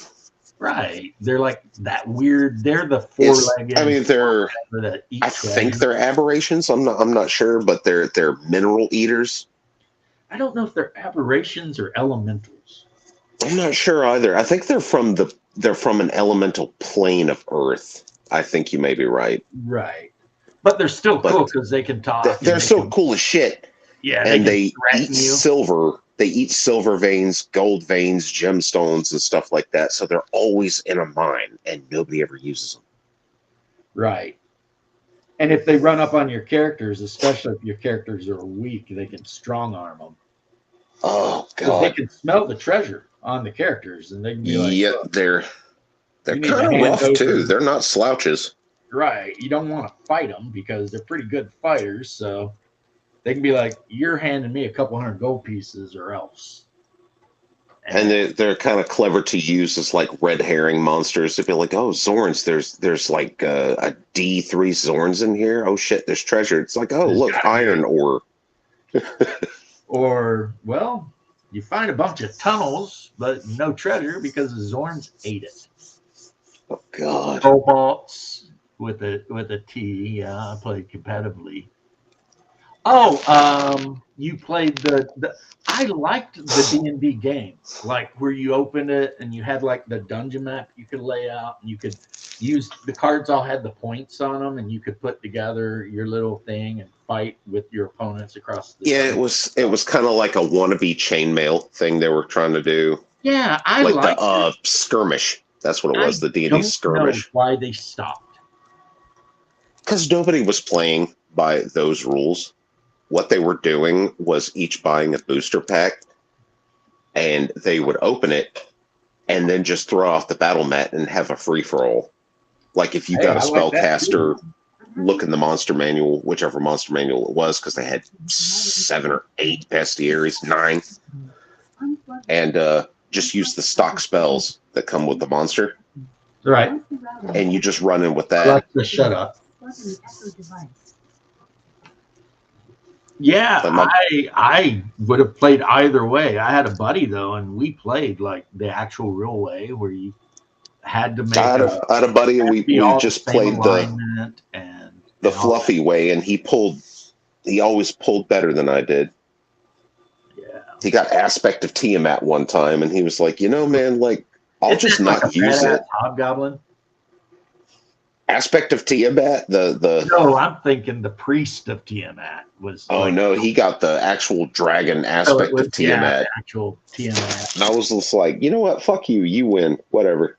Let's watch TV. I don't even want to play with you. Well, if you guys were playing by the points, I mean. Yeah, it might have been maybe feasible, but no, we were just doing the straight up monster manual battle royale thing. Right. Because I had somebody's got an AoE spell. I had a buddy I played with a lot back then, and I had I thought I had just the army, because I had like a death knight or an anti-paladin, whatever it was, and like all the evil henchmen. He put together this stupid freaking army that was like a halfling thief. It was like this weird player character type army. He beat my ass. I was like, wait, what? And I laughed about it because I was just like, I did not see that ass whooping coming. But it showed up. It's just like, well, okay then. I mean, who knew? I sent my hellhounds after him, and that shit didn't work. And he was using one of the characters he was using was the fighter from like the third edition cover. What was Tordic his or whatever. name? And Tordek. he had that Tordek. weird helmet that was riveted together and all that. Was it? I think Tordek might have been the dwarf. Tordic What was the dwarf. Yeah, what was the fighter's name? I It don't was remember. the other guy, but Well, I got the 3.5 PHB right here. So yeah. So he had the actual characters that are mentioned in the 3.5 player handbook in his army. And was yeah. Lita, I think, Lita was the halfling. the halfling rogue. Yeah, and then you had the elf mage, Forget her name. and then you had the fighter, the human fighter. Then you had the dwarf, and you had the cleric of Palor, or whatever. And that's kind of exactly what he did for his team of D&D warriors. It was just those guys. Oh, aspect of Cord, yeah. Krust was the barbarian. Yep, the The half-orc half-orc. barbarian, Crust. Divis the bard. Yeah, gnome bard, I think. Yozen, I think, the cleric. Yep, I think that sounds right. Vidania the druid. Tordic the dwarf. Ember. What was that damn fighter's name? Yeah, but you can see him in your head, I'm sure, because he's got. Yeah, I know exactly who you're talking about. Just Yeah, he's got that weird riveted helmet that no one in actual real life would ever wear. man, it's been so long since I played 3.5. Because the way that the ribs on that helmet are riveted in, if somebody had hit that dude with any kind of like, a strong blow, it would have caved that helmet right in. And that is not what you want from a helmet.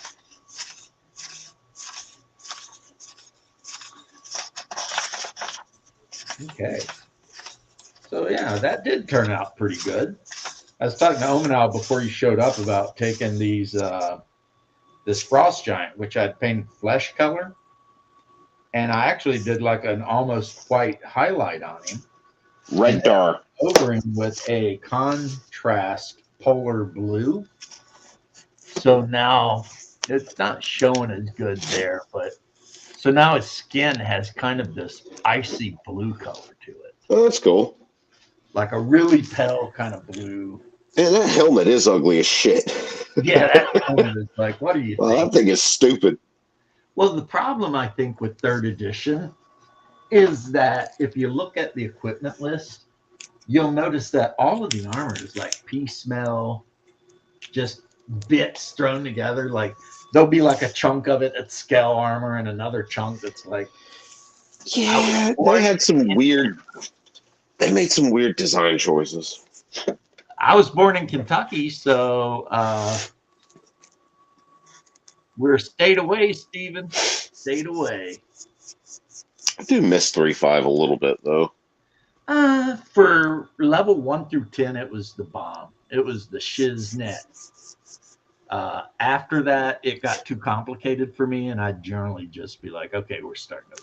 I kind of liked the grittiness of it, and also kind of liked the giving DMs a check, to where it'd be like, well, let's consult the holy books, sir, not just because you fucking said so. Too many DMs jacking off on paper, man. Yeah. But I don't know if you've ever heard my views on that. Like, I have. In order to be a good DM, you have to earn the player's trust. Yeah, you've got to be a good DM. If you're not going to try and F them over, because the second they think it's a a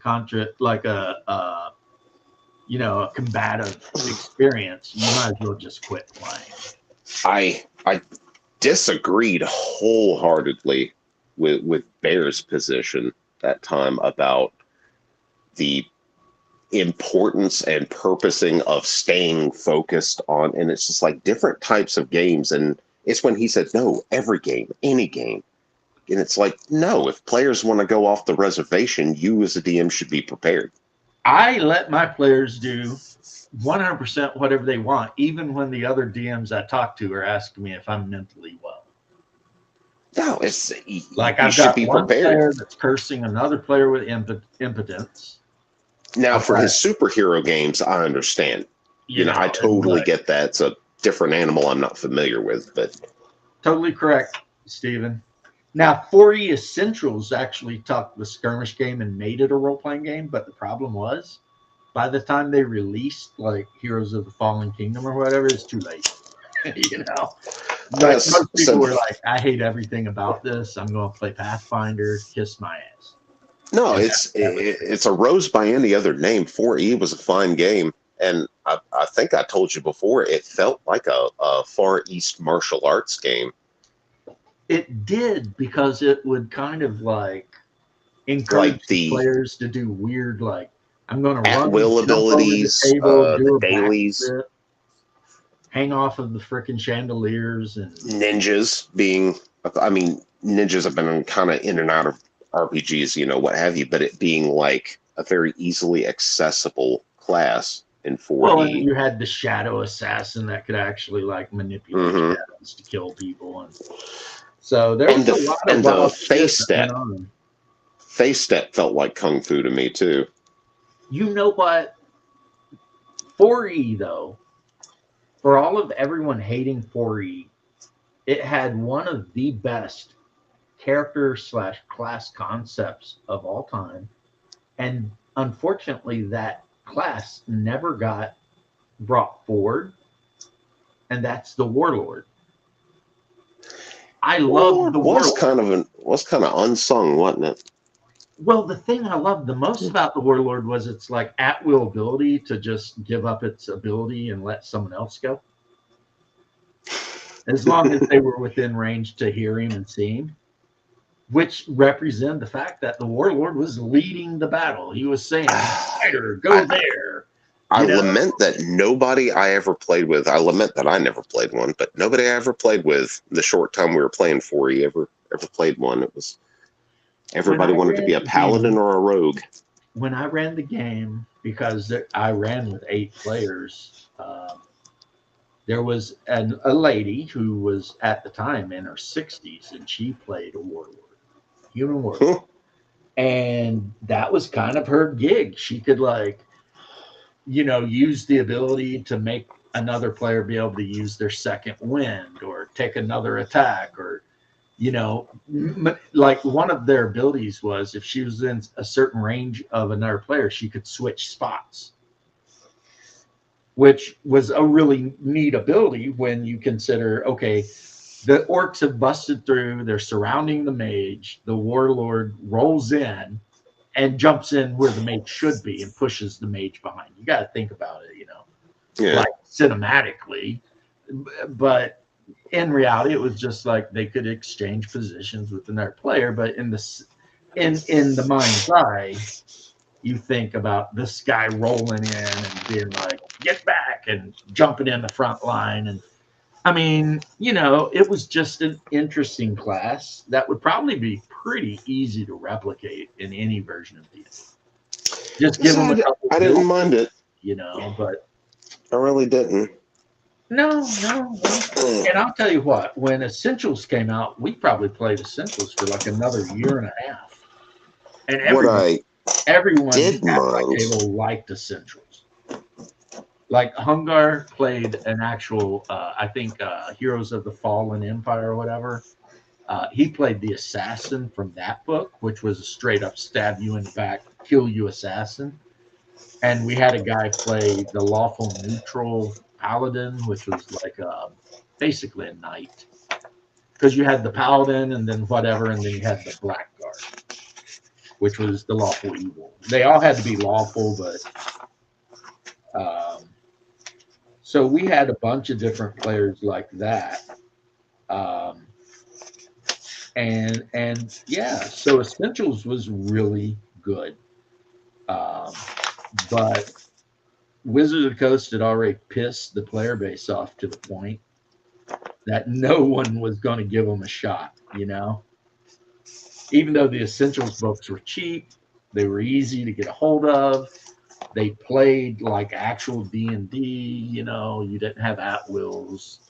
But here's the thing. People who bitch about dailies and encounter powers, and it's like, okay, look at your paladin from AD&D. How many times a day can he lay on hands? Once. Yeah, per every whatever, right? So that's his daily. He has a daily ability. It was cooked into the system, but because they called it a daily, it's kind of like my character can move 6 squares. Okay, what is 6 squares? 30 feet. Same as in AD&D, really, you know. But it was like the terminology that they used pissed everyone off. And that's why Pissed me off were these preview books. I still have one, Races and Classes. They charged you $20 to get a sneak peek at upcoming 4th edition. It was awful. Well, what I love is I have the complete Adventure League 4E Keep on the Borderland adventures. Oh, that's cool. Well, because I ran them for the local comic shop, and because the owner of the comic shop in there kind of homies, he just shit. Whoa, a relic. I actually ran Adventure League at our local comic shop during the whole 4E era. I just found my Labyrinth Lord book. What the hell? That I have mine with the old white ones. Because the purple covered one where they're fighting the pig face orcs, that one, man, was hard to get your hands on. Wow. Ooh, with dirty words written in it. You were right. I remember. I can't really sell or trade. I mean, only to like people I know is because we passed a stencil around, like, you know, one of the little Scholastic color in plastic stencil things. Right. We would write little messages, little forget-me-nots in each other's books, and lots of N-words, lots of hard R's, lots of references to... Boys will be boys. That's exactly what it was. I mean... None worse than my D20 Call of Cthulhu book, and poor Monty Cook. I went all the way up there to Atlanta and had to wait 4 days in that convention till he finally showed his stupid ass up. I guess he was playing games around the convention or something, but he finally sat down to sign stuff. And I brought him that, and he read through every horrible thing in that book. It was just like, well, this has been used, and it's like, yeah, it has. There is some hardcore nasty in that book. I'll take some photos of it. Send it to you, man. Here's the thing. I don't get offended by shit that a bunch of teenage dudes do. Or teenage, let's say. I know a lot of people might want to be like, you're 880. Me, I'm like, whatever. You know. I know I was a little monster when I was young. I didn't write my books because my mom taught me to have a lot more respect for the written word, you know. But, I know. But that doesn't mean I didn't spray paint shit on walls. And it was like signing each other's yearbook, kind of, when we had a game group, you know. Yeah, I totally get it, and I think that's kind of cool, you know. You had your game group, and you guys were all basically signing your books, and now whether you hang out with those bros or not, they're around. Some of them, yeah. You know, you have evidence that thing did happen. And it's tough to get them on board to try new stuff, but you know, I tell you one that got now Hyperborea they took to like a duck to water. They were like, this is fucking cool as shit. They were like, hell yeah. Well, Barrows and Borderlands. Barrows and Borderlands rejected right out of the gate. They said, this is shit. They said, this is crap. Well, don't tell Shadow that, or they looked up the guy and they were like, the dude's like 20-something years old and wrote this, and it's absolute garbage.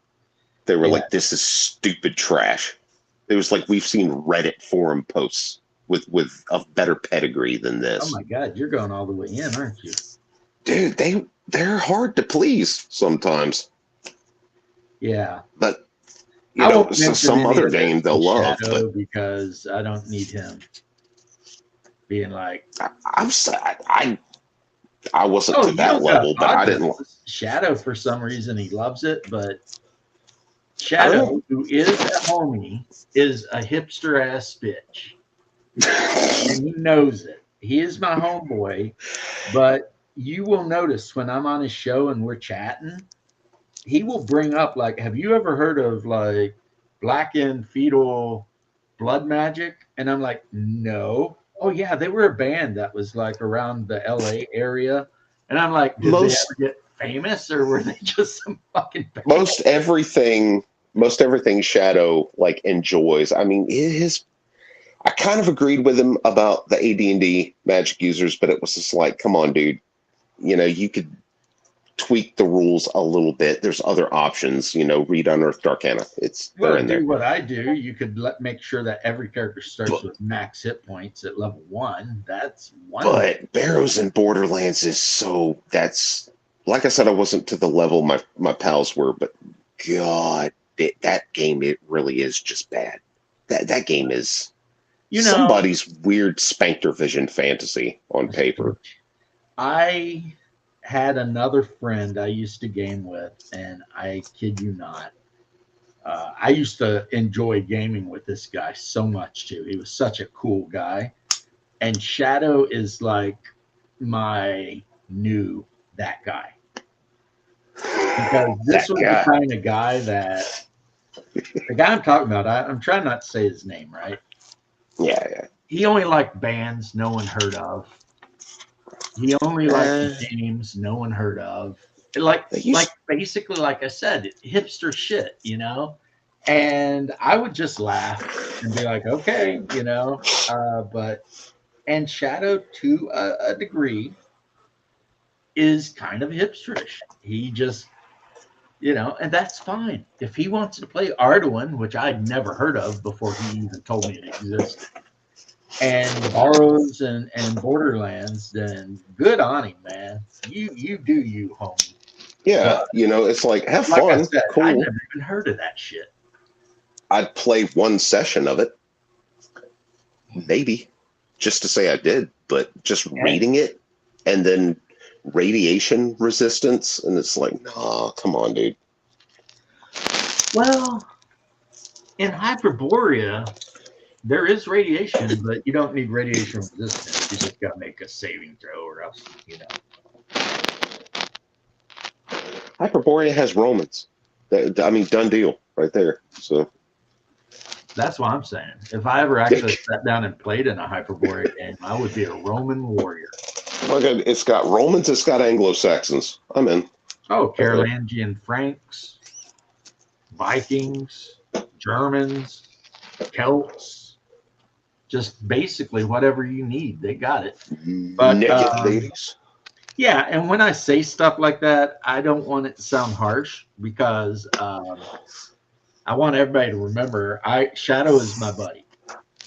No, yeah, he's kind of a hipster. He likes hipster shit. Yeah, he's really. I really enjoy his streams, his lives and stuff. His morning streams have been a lot of fun.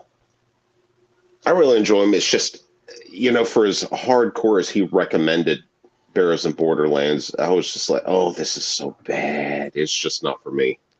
Yeah, see, I was lucky he sent me the PDFs. And he's like, check it out. And I checked it out. And I was like, all right. I checked it out.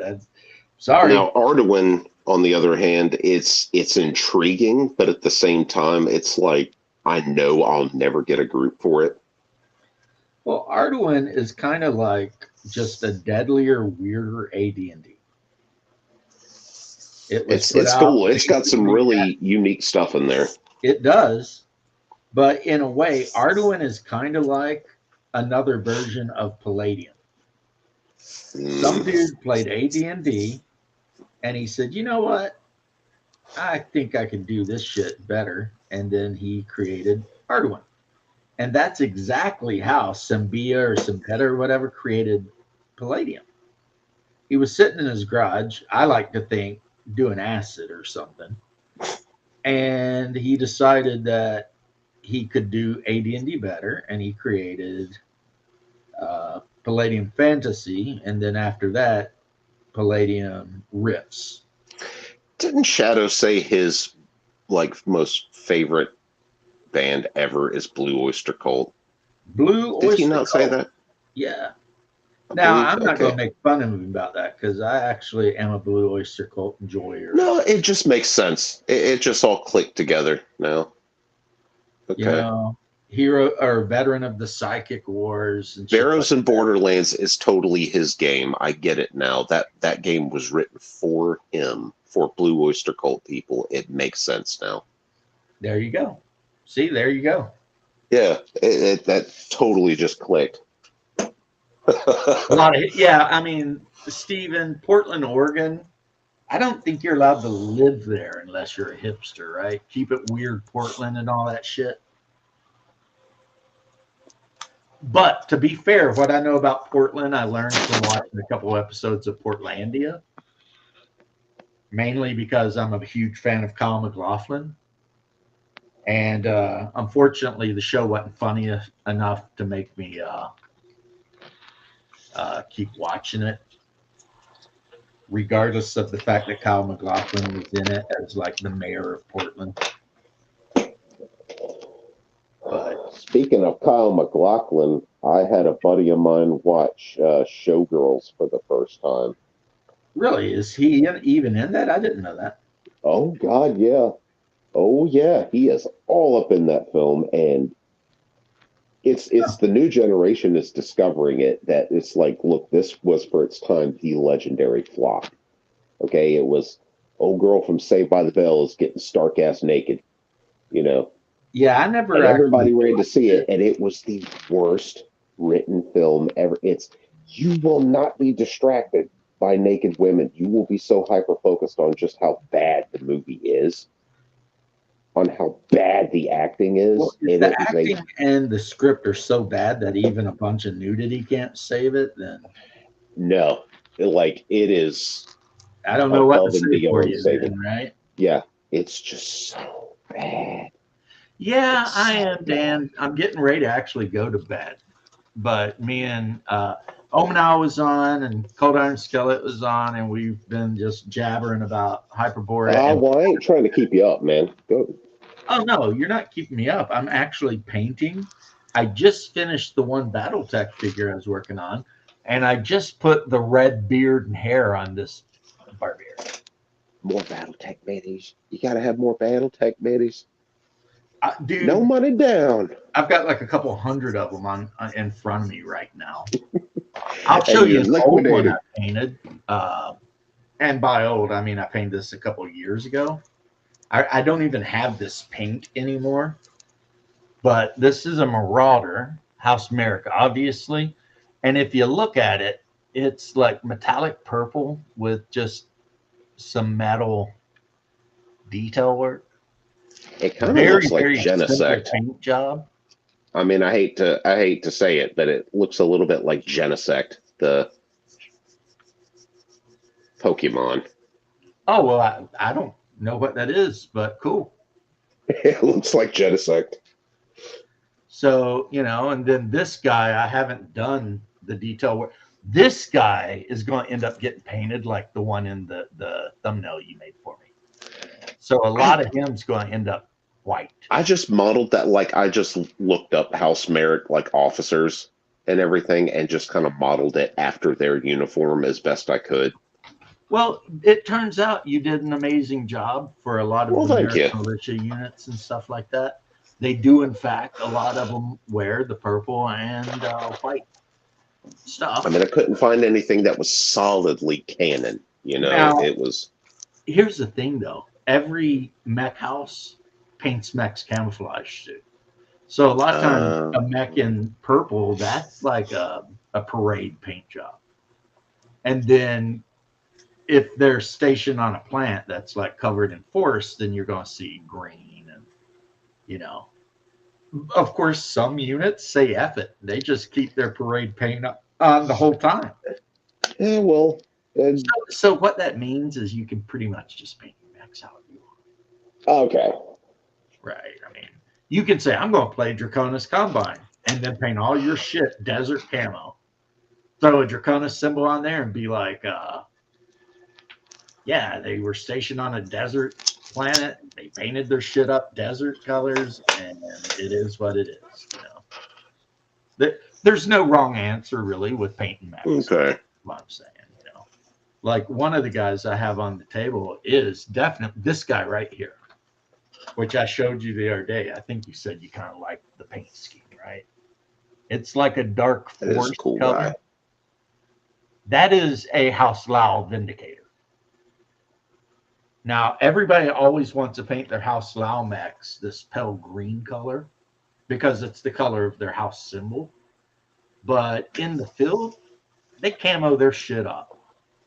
You probably would never see too many House Lao units, Capellan units run around in that green. And that's just the thing. But like the General Lee that I showed you, this bright orange bastard here that's going to have the 01 and the Confederate flag on it, that's a mercenary. That's literally just hanging his balls out and being like, come get some of this shit, right? So you can do that too. Whatever you want, man. Now, I painted this yesterday and I didn't show it off. It's not totally done. I need to do the engine cowling. But that is a Draconis Combine Shylone Heavy Fighter. I painted the bottom. You see how I did the bottom to look like cowl? And then the top is your actual Draconis. I think this is 5th Draconis. And I have the transfers to put the Draconis Dragon on the wings, which I will be doing. I'll put the Draconis Dragon on one wing and a number on the other, like you do. And then he'll go on his little stand, and for X amount of points or whatever, you can actually bring him into a battle to put the whoop ass on somebody if you want. What's up, Nerdy Ogre? See, Nerdy Ogre heard us talking about rifts, and it summoned him from wherever he was in Texas, even though it's like whatever time it is at night here. That's what happened. Is that what happened, Nerdy Ogre? You heard us talking about rifts, and like you were hanging out and like you saw the symbol up in the sky. You're like, oh shit, it's the Palladium signal. I got to show up. Which I'm glad you did, even though I'm getting ready to get out of here. But I was just talking about to my buddy over here how I think Arduin, which is the thing that Shadow loves so much, basically kind of started the way Rift did with some dude who played AD&D in a garage doing like acid and just tripping balls and being like, I'm going to write my own game, dude. And it was Palladium Fantasy. Yeah, that's exactly what I'm doing. I'm actually 30 minutes past due. Anyway, Yeah, sorry if I kept you up. everyone else who dropped in, thank you. Yeah, And y'all have a good night. yeah, we'll hit it